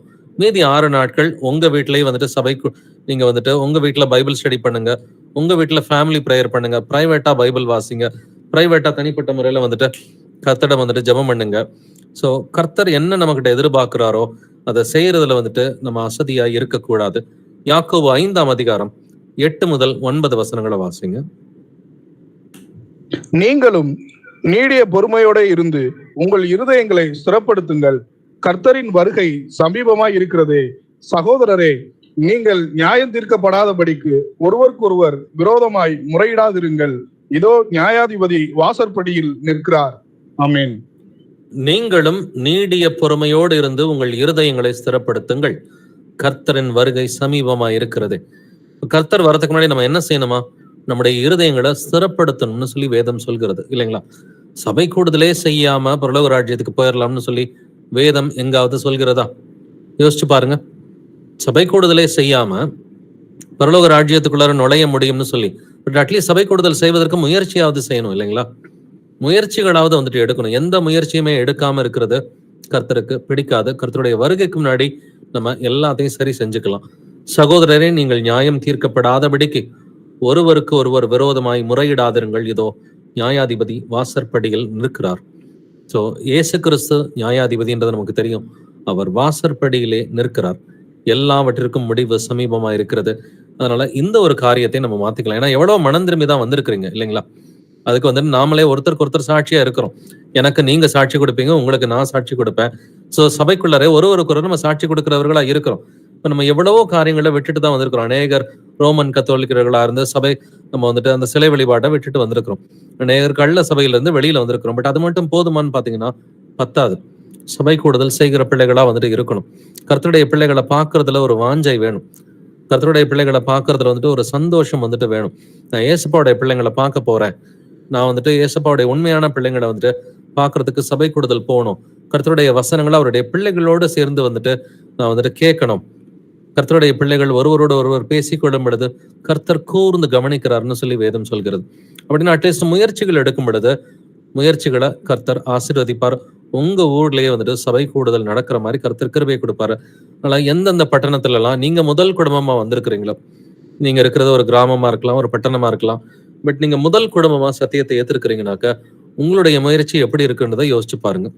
சபை கூடுதல ஆர்வமா வந்துட்டு அட்லீஸ்ட் பக்கத்துல எந்த ஊர் இருக்குதோ அந்த ஊர்ல சபை கூடுதலுக்கு மாசம் ஒரு முறை போறதுக்காவது நம்ம முயற்சிகள் எடுத்திருக்கிறோமா, இல்ல கர்த்தர்ட்ட ஜெபம் பண்ணி இருக்கிறோமான்னு யோசிச்சு பாருங்க. பண்ணலைன்னா இன்னையில இருந்து அதை வந்துட்டு செய்யலாம். கர்த்தர்ட்ட ஜெபத்துல கேட்கலாம், ஆண்டவரே எனக்கு சபை கூடுதல் போகணும்னு ஆசையா இருக்குதுப்பா, எனக்கு சொல்லி கொடுங்க, எனக்கு அந்த வாசல்களை வந்துட்டு திறந்து விடுங்க, நான் சபை கூடுதலுக்கு போகணும், எங்க ஊர்லயே ஒரு வீட்டு கூடகை தொடங்குறதுக்கு நீங்க கிருபையை கொடுங்க ஆண்டவரேன்னு சொல்லி நம்ம ஜெபித்துட்டு நம்ம சபை கூடுதலுக்கு அட்லீஸ்ட் மாசம் ஒரு முறை, வெளியூரா இருந்தா கூட மாசம் ஒரு முறை போகலாம், உள்ளூரா இருந்தாக்க 4 வாரமும் வந்துட்டு போய்தான் வந்துட்டு ஆகணும். ஒவ்வொரு வாரமும் போய்தான் ஆகணும். உள்ளூர்ல இருந்தாக்க இப்ப நீங்க சென்னை சபையோ, திருச்சி சபை, இல்ல கோயம்புத்தூர் சபை, பெங்களூர் சபை அப்படி நீங்க இருந்தீங்கன்னு சொன்னாக்கா வாரம் சபை கூடுதல் செய்துதான் ஆகணும். நம்முடனே கூட வந்துட்டு இப்ப மற்ற சபைகள்லயும் வந்துட்டு இப்ப தூத்துக்குடி, திருநெல்வேலி, நாகர்கோயில்ல இருக்கிற சகோதர சகோதரிகள் வந்துட்டு சபை கூடுதல் செஞ்சுக்கிட்டு இருக்கிறாங்க. ஸோ இப்படிப்பட்ட ஊர்களா இருந்தாக்கா வாரம் சபை கூடுதல் செய்வது வந்துட்டு நமக்கு அவசியமாகத்தான் இருக்கிறது. சபை கூடி வருதுல நம்ம விட்டுட்டு கர்த்தரோடு கூட இருக்கிறோம் அப்படின்னு நம்மளால சொல்ல முடியாது பிரதர்ஸ் அண்ட் சிஸ்டர்ஸ். 2 பேதுரு 3ஆம் அதிகாரம் வசனங்கள் 10 முதல் 11 வரை வாசிப்போம். கர்த்தருடைய நாள் இரவிலே திருடன் வருகிற விதமாய் வரும். அப்பொழுது வானங்கள் மடமடவென்று அகன்று போம், பூதங்கள் வெந்து உரிப்போம், பூமியும் அதில் உள்ள கிரியைகளும் எரிந்து அழிந்து போம். இப்படி இவைகளெல்லாம் அழிந்து போகிறதா இருக்கிறபடியால் நீங்கள் எப்படிப்பட்ட பரிசுத்த நடக்கையையும் தேவ பக்தியையும் உள்ளவர்களாய் இருக்க வேண்டும். ஆமென். ஆமென். கர்த்தருடைய நாள் இரவிலே திருடன் வருகிற வரமாய் வரும். அப்பொழுது என்ன நடக்கும்? பூமியும் அதில் உள்ள கிரியைகளும் எரிந்து அழிந்து போம் என்பதை வந்துட்டு நம்ம ஏற்கனவே நல்லாவே தெரிஞ்சு வச்சிருக்கிறோம். 3ஆம் உலக போர் கூடிய சீக்கிரம் வரப்போகிறது. காசாவில் இருக்கிற போர் வந்துட்டு இன்னும் பெருசா ஆகும். நீங்க கடந்த 2 நாள் நியூஸ் பார்த்துருந்தீங்கன்னா தெரிஞ்சிருக்கும். ஸோ ஈரானோட ஒரு சில ஜெனரல்ஸ் வந்துட்டு இஸ்ரேல் தேசத்தினுடைய ஆர்மி கொலை செய்திருக்கிறது. அதுக்கு ஈரான் சொல்றது, நாங்கள் பழிக்கு பழி வாங்கியே தீர்வோம், இஸ்ரேலையும் நாங்கள் அட்டாக் பண்ணுவோம், அதே போல அமெரிக்காவே நாங்கள் அட்டாக் பண்ணுவோம்னு சொல்லி ஈரான் ஓப்பனாகவே வந்துட்டு சொல்லியிருக்கிறாங்க. ஸோ இந்த ஒரு போர் இதோட முடிய போறதில்ல, இது கொஞ்சம் கொஞ்சமா எஸ்கலேட் ஆகும். அடுத்த லெபனானோட போர் செய்யறதுக்கு நாங்கள் தயார்னு சொல்லியிருக்கிறாங்க. சிரியாவில் புகுந்து இஸ்ரேல் ராணுவம் வந்துட்டு அது வந்துட்டு அங்கே அட்டாக் பண்ணி இருக்குது. அப்படின்னு அந்த போர் வந்துட்டு கொஞ்சம் கொஞ்சமா விரிவடைகிறத வந்துட்டு பார்த்துக்கிட்டு தான் இருக்கிறோம். இன்னமும் what are we waiting for அப்படின்ற கேள்வியை நம்மளே கேட்டு பார்க்கணும். நம்ம எதற்காக காத்து கொண்டு இருக்கிறோம்? கர்த்தருடைய வருகை வந்துட்டு கொஞ்சம் கொஞ்சமா அந்த நாள் வந்துட்டு சீக்கிரமா அது நெருங்கி கொண்டிருக்கிறது அப்படிங்கிறத வந்துட்டு பார்க்கிறோம் இல்லைங்களா? அப்படின்னாக்க எல்லாமே அழிய போகுதே, 3ஆம் உலக போர் வரப்போகுதே. இப்படி இவைகள் எல்லாம் அழிந்து போகிறபடியால் நீங்கள் எப்படிப்பட்ட பரிசுத்த நடக்கையும் தேவ பக்தியும் உள்ளவர்களாய் இருக்க வேண்டும். நம்ம எந்த அளவுக்கு நம்மை நாமே வசனத்தை கொண்டு பரிசுத்தம் செய்ய வேண்டும் அப்படின்றத யோசித்து பார்ப்போம். வருகிறவர் இன்னும் கொஞ்சம் காலத்தில் வருவார், தாமதம் பண்ணார் என்று எழுதியிருக்கிறது. அப்படின்னா நாம வந்துட்டு கர்த்தரை அறிந்த பிள்ளைகளா இருக்கிறோம். இயேசு கிறிஸ்துவனுடைய அந்த அடிப்படை சத்தியங்களை அவர் கற்றுக் கொடுத்திருக்கிறாரு இல்லைங்களா? அதெல்லாம் தெரிஞ்சு வச்சிருக்கிறோம். அநேகர் ஞானஸ்நானம் எடுத்திருக்கிறோம். பட் ஒருவன் ஜலத்தினாலும் ஆவியினாலும் பிறவாவிட்டால் தேவனுடைய ராஜ்யத்தில் பிரவேசிக்க மாட்டான் இல்லைங்களா? அப்ப நம்முடைய உடம்புல இருக்கிற ஒவ்வொரு அவயத்துக்கும் போஷாக்கு என்பது எங்க இருந்து கிடைக்குது? உடம்புல இருந்து தான் கிடைக்குது இல்லைங்களா? அது கட்ட விரலா இருக்கட்டும், சுண்டு விரலா இருக்கட்டும், கண்ணா இருக்கட்டும், காது, மூக்கு, கை, கால்கள், இது எல்லாத்துக்குமே போஷாக்கு எங்க இருந்து கிடைக்குது? அதுக்கு தேவையான எல்லா ஊட்டச்சத்துக்களும் ஒரு அவயத்துக்கு எங்க இருந்து, அந்த ஸ்ட்ரென்த் எங்க இருந்து கிடைக்குது? உடம்புல இருந்து தான் வந்துட்டு கிடைக்குது இல்லைங்களா? அந்த உடலோட ஒட்டி இருக்கிற அவயத்துக்கு தான் ஸ்ட்ரென்த் இருக்கும். உடலோட ஒட்டி இல்லாத அவயத்துக்கு வந்துட்டு எந்த ஸ்ட்ரென்த்துமே இருக்காது. ஃபார் எக்ஸாம்பிள், ஒரு விரலே வந்துட்டு கட் ஆயிடுச்சுன்னு வச்சுக்கோங்களேன், அது அவ்வளவுதான், அந்த விரல் வந்துட்டு காஞ்சு போயிடும், அதை தூக்கி தான் வந்துட்டு போடணும். ஸோ இப்போ அந்த உடலோட வந்துட்டு ஒட்டி இருக்கிற அவயம் தான் வந்துட்டு அது ஸ்ட்ரென்தன் ஆகும் இல்லைங்களா? அப்ப சபையோடு கூடி இருக்கிற ஆத்துமாக்கள் தான் வந்துட்டு அதிக விசுவாசத்துல வந்துட்டு இருக்கிற ஆத்துமாக்கள். அப்ப சபையோட நான் ஒட்டி இருக்கிறேனா இல்லையான்னு சொல்லி நான் யாரையும் நியாயம் தீர்க்க விரும்பல. ஆவியானவர் இந்த செய்தியை கொடுக்க சொன்னாரு, இது ரொம்ப முக்கியம் அப்படின்னு சொல்லி வந்துட்டு உணர்த்தினாரு. இது எந்த ஒரு தனிநபருக்காக கொடுக்கிற ஒரு செய்தி கிடையாது. இது பொதுவா வந்துட்டு எல்லாருக்குமே சபை கூடுதல் செய்வது அவசியமா இருக்கிறது. ஏன்னா அது ஆதி சபைகள் செஞ்சாங்க, நாமளும் செய்கிறோம் இல்லைங்களா? ஆதி சபையில வந்துட்டு இப்ப பவுலா இருக்கட்டும், பர்னபாவா இருக்கட்டும், பவுல் ஒவ்வொரு ஊர்லயும் எத்தனை வருஷம் இருந்தான்றது எழுதியிருக்கு. இன்னைக்குதான் வாசித்தோம், அந்தியோக்கியா சபையில 1 வருஷம் சபை கூடுதல் செஞ்சிருக்கலாம். அதே போல இன்னொரு சபையை கவனிச்சு பாத்தீங்கன்னா 1.5 வருஷம் இருந்தான்னு எழுதியிருக்கும். எபேசு சபையில பாத்தீங்கன்னா 2 வருஷம் இருந்தான்னு எழுதியிருக்கும். இன்னொரு முறை எபேசு சபையில 1 வருஷம் இருந்தான்னு எழுதியிருக்கும். அவன் எந்த ஊருக்கு போனாலும் அந்த ஊர்ல சபை கூடுதல் செய்கிறான் அப்படின்றத வந்துட்டு பாக்குறோம். அப்படி இருக்கிறப்ப பவுலோட நாமெல்லாம் மேன்மையானவர்களா நிச்சயமா கிடையாது. நானோ நீங்களோ நம்ம யாருமே பவுலோட மேன்மையானவர்கள் வந்துட்டு யாருமே வந்துட்டு கிடையாது. அப்படின்னா ஆதி சபையில இயேசுவுக்காக உயிரை கொடுத்தவங்க வந்துட்டு நமக்கு நல்ல திருஷ்டாந்தமா வந்துட்டு எக்ஸாம்பிள் செட் பண்ணியிருக்கிறாங்க. அப்ப அந்த அடிச்சவுடுகளை வந்துட்டு நம்ம ஃபாலோ பண்றதுக்கு நாம வந்துட்டு கடமைப்பட்டவர்களா இருக்கிறோம். அதனால புதிதா வந்துட்டு ஒரு காரியத்தை வந்துட்டு ஆவியானவர் இன்னைக்கு போதிக்க சொல்லல. ஏற்கனவே 2000 வருஷமா வந்துட்டு சபைக்குள்ளர இருக்கிற ஒழுங்குகளை தான் வந்துட்டு கர்த்தர் வந்துட்டு போதிக்க சொல்லி இன்னைக்கு வந்துட்டு கிருபையை கொடுத்திருக்கிறாரு. அதனால இது எந்த ஒரு தனிப்பட்ட நபருக்காக இல்ல, சபையாக எல்லாருக்குமே, ஒவ்வொரு குடும்பத்துக்கும், ஒவ்வொரு இண்டிவிஜுவலுக்கும் முக்கியமான ஒரு விஷயம் தான். இன்ஃபேக்ட் பர்சனலா சொல்ல போனா எனக்குமே இந்த புரிதல் ஆரம்பத்துல கிடையாது. ஆரம்பத்துல ஒரு சில ஆண்டுகளுக்கு முன்னாடி வந்துட்டு இந்த சபை கூடுதலை பத்தின புரிதல் எனக்குமே ஆரம்பத்துல கிடையாது. ஆரம்பத்துல கூடுகை ஆரம்பிச்சப்ப வந்துட்டு கொஞ்சம் கொஞ்சமா தான் வந்துட்டு இந்த கூடுகையை பத்தி வந்துட்டு கர்த்தர் வந்துட்டு கிருபையை கொடுத்தாரு. புரிஞ்சுக்கிறதுக்கு வந்துட்டு கொஞ்சம் கொஞ்சமா கிருபையை கொடுத்தாரு. புரிஞ்சுக்கிட்ட விஷயங்களை வந்துட்டு இன்னைக்கு ஒண்ணா எல்லா வசனங்களையும் பேச வைக்கிறார். பட் ஒருவன் ஜலத்தினாலும் ஆவியினாலும் பிறவாவிட்டால் தேவனுடைய ராஜ்யத்தில் பிரவேசிக்க மாட்டான். ஆவியில பிறக்கிறதுல வந்துட்டு சபை கூடுதல் செய்யறது ரொம்ப முக்கியமான விஷயம் பிரதர்ஸ் அண்ட் சிஸ்டர்ஸ். நான் ஆவியில பிறந்துட்டேன்னு சொல்லி சபை கூடுதலே செய்யாம நான் ஆவியில பிறந்துட்டேன்னு சொல்லி யாருமே சொல்றதுக்கு வாய்ப்பு கிடையாது. சபையோடு கூட நம்ம ஒட்டி இருக்கும் பொழுது அந்த சபையில இருக்கிற ஒரு சில ஆத்மாக்கள் காலப்போக்குல ஆவியில வந்துட்டு பிறப்பாங்க. ஒரு சிலர் பிறந்து கொண்டு இருப்பார்கள். அப்ப ஆவியில பிறக்கிறதுக்கு அடிப்படை நமக்கு என்னது? நம்மை சத்திய வசனத்தினாலே ஜனிப்பித்தார் என்று வேதம் சொல்கிறது இல்லைங்களா? யாக்கோபு 1:18 நம்மை சத்திய வசனத்தினாலே ஜனிப்பித்தார். இந்த சத்திய வசனம் எங்கே போதிக்கப்படுகிறது? சபை கூடுகை நடக்கும் பொழுது போதிக்கப்படுகிறது. சோ சத்திய வசனத்தினாலதான் மீண்டும் பிறக்கிற பிள்ளைகளா இருக்கிறோம். 1 பேதுரு 1:23 நம்ம வந்துட்டு தேவ வசனமாகிய அழிவில்லாத வித்தினாலே மறுபடியும் ஜெனிப்பிக்கப்படுறோம்னு சொல்லி வேதம் சொல்கிறது. அப்ப தேவ வசனமாகிய அழிவில்லாத வித்து, இந்த அழிவில்லாத வித்து நம்மளுடைய இருதயத்துல வந்துட்டு இருக்கும் பொழுதுதான் நம்ம வந்துட்டு மறுபடியும் ஜெனிப்பிக்கப்படுறோம். மீண்டுமா பிறக்கிறது அப்படித்தான். அப்ப இந்த வசனம் போதிக்கப்படுவது எங்கே போதிக்கப்படுகிறது? சபை கூடுதலின் போதுதான் வந்துட்டு போதிக்கப்படுகிறது. இப்ப 6 நாள் உங்களுடைய சொந்த வேலையை பார்க்கலான்னு கர்த்தர் சொல்லிட்டார். பழைய ஏற்பாடை நல்லா வாசிச்சு பாருங்க. 6 நாள் கஷ்டப்பட்டு வேலை பாருங்க, நல்லா சம்பாரிங்க, குடும்பத்தை கவனிச்சுக்குங்க, வந்துட்டு அதுல தப்பு ஒன்றும் கிடையாது. பட் ஒரு நாள் கர்த்தருக்கு கொடுத்தே ஆகணும். அதுல இல்ல பிரதர் நான் ரொம்ப பிஸியா இருக்கிறேன், என்னால வந்துட்டு 1 மணி நேரம் தான் சபை கூடுதலுக்கு வர முடியும். அப்படி அப்பாயின்மெண்ட் போட்டு சபை கூடுதலுக்கு வர்றவங்களையும் வந்துட்டு பார்த்துக்கிட்டு தான் வந்துட்டு இருக்கிறோம். என்னால 1 மணி நேரம் தான் சபை கூடுதல் இருக்க முடியும், நான் இமீடியட்டா கிளம்பிடுவேன், 12 மணிக்கு கிளம்பிடுவேன், 12:30 மணிக்கு கிளம்பிடுவேன் அப்படின்ற மாதிரி எல்லாம் வந்துட்டு அப்பாயின்மெண்டோட வரவங்க இருக்கிறாங்க. பட் உண்மையிலே வந்துட்டு தவிர்க்க முடியாத காரணங்களா இருந்தா கர்த்தர் புரிஞ்சுக்குவார். அதுல கர்த்தர் குற்றப்படுத்தவே மாட்டார். நான் இன்னைக்கு ஒரு மரணத்துக்கு வந்துட்டு ஒரு சாவுக்கு வந்துட்டு அடக்கத்துக்கு நான் போகணும், ஒரு முக்கியமான ஒரு மேரேஜ் இருக்குது, இல்ல எங்களுடைய சகோதரன் ஒருவருக்கு அவர் டீச்சரா இருக்கிறாரு, அவருக்கு எலெக்ஷன் டியூட்டி போட்டிருந்தாங்க. இப்போ கவர்மெண்ட்டுக்கு கீழ்ப்படின்னு வசனமே சொல்லுது. அப்ப எலெக்ஷன் டியூட்டி போடும் பொழுது அதை அட்டன் பண்றது வந்துட்டு அது கர்த்தருக்கு சுத்தமா தான் இருக்குது இல்லைங்களா? அப்ப சபை கூடுதல் அன்னைக்கு எலெக்ஷன் டியூட்டி போட்டா எலெக்ஷன் டியூட்டியை நம்ம பார்த்து தான் வந்துட்டு ஆகணும், வேற வழி கிடையாது. சோ இந்த மாதிரி தவிர்க்க முடியாத காரணங்களா இருந்தாக்க கர்த்தர் நம்மை குற்றப்படுத்த மாட்டார் பிரதர்ஸ் அண்ட் சிஸ்டர்ஸ். ஆனா உண்மையிலே காரணமே இல்லாம சபை கூடுதலுக்கு போகாம நான் ரெஸ்ட் எடுக்கிறேன், எனக்கு உடம்பு டயர்டா இருக்குது, எனக்கு தலைவலியா இருக்குது, எனக்கு காய்ச்சலா இருக்கு, எனக்கு சோம்பலா இருக்குது அப்படின்னு சொல்லி சபை கூடுதலை வந்துட்டு விட்டு விடுவது பின்வாங்கி போறதுக்கான அடையாளமா இருக்கிறது. பின்வாங்கி போகிறவர்கள் இப்படிதான் பின்வாங்கி போறாங்க. முதல்ல வந்து லேட்டா வருவாங்க, அதுக்கப்புறம் 1-2 சபை கூடுதலை வந்துட்டு ஸ்கிப் பண்ணுவாங்க, கட்டாயத்தின் பேர்ல வந்துட்டு சபை கூடுதல் அட்டன் பண்றவங்களும் வந்துட்டு இருக்கிறாங்க. ஸோ அதே போல மாசம் ஒரு தடவை வந்தாக்க போதும் அப்படின்னு சொல்லி நினைக்கிறவங்களும் வந்துட்டு இருக்கிறாங்க. இல்ல நான் மட்டும் என் வீட்டுல நான் ப்ரேயர் பண்ணிக்கிறேன். இதெல்லாம் கர்த்தர் வந்துட்டு வசனத்துல சொல்லாத காரியங்களா இருக்கிறது. தனி ஒரு ஃபேமிலி மட்டும் சபை கூடுதல் செய்யறது, அதுக்கு பேர் ஃபேமிலி ப்ரேயர், அது சபை கூடுதல் கிடையாது. ஸோ எந்தெந்த பட்டணத்துல இருக்கிறோமோ அந்த பட்டணத்துல இருக்கிற உண்மை கிறிஸ்தவர்களோட இருந்து சபை கூடுதலை வந்துட்டு செய்யலாம். அப்படி அந்த பட்டணத்துல சபை கூடுதல் இல்லைனாக்க பக்கத்துல இருக்கிற பட்டணங்களோட வந்துட்டு சேர்ந்து சபை கூடுதல் செய்யறதுக்கு நம்ம முயற்சி செய்யணும். இப்படி நீங்க முயற்சி செய்யும் பொழுது கடைசியில உங்களுக்கு என்ன பலனா இருக்கும்? இந்த பூமியில வந்துட்டு பரிசுத்தமாகுதல் உங்களுக்கு கிடைக்கும் பலன். இந்த பரிசுத்தத்தை எப்படி தெரிஞ்சுக்கிறோம்? ஆவியின் கனியின் மூலமா தெரிஞ்சுக்கிறோம். அன்பு, சந்தோஷம், சமாதானம், நீடிய பொறுமை, தயவு, நற்குணம், விசுவாசம், சாந்தம், இச்சையடக்கம், இந்த 9 ஆவியின் கனியும் உங்களுக்குள்ளார பூரணமா வரும் பொழுது நீங்க பரிசுத்தமா இருக்கிறீங்கன்றதை வந்துட்டு ஊரே தெரிஞ்சுக்கும். அட்லீஸ்ட் உங்களை சுத்தி இருக்கிற உண்மை கிறிஸ்தவர்கள் தெரிஞ்சுக்குவாங்க.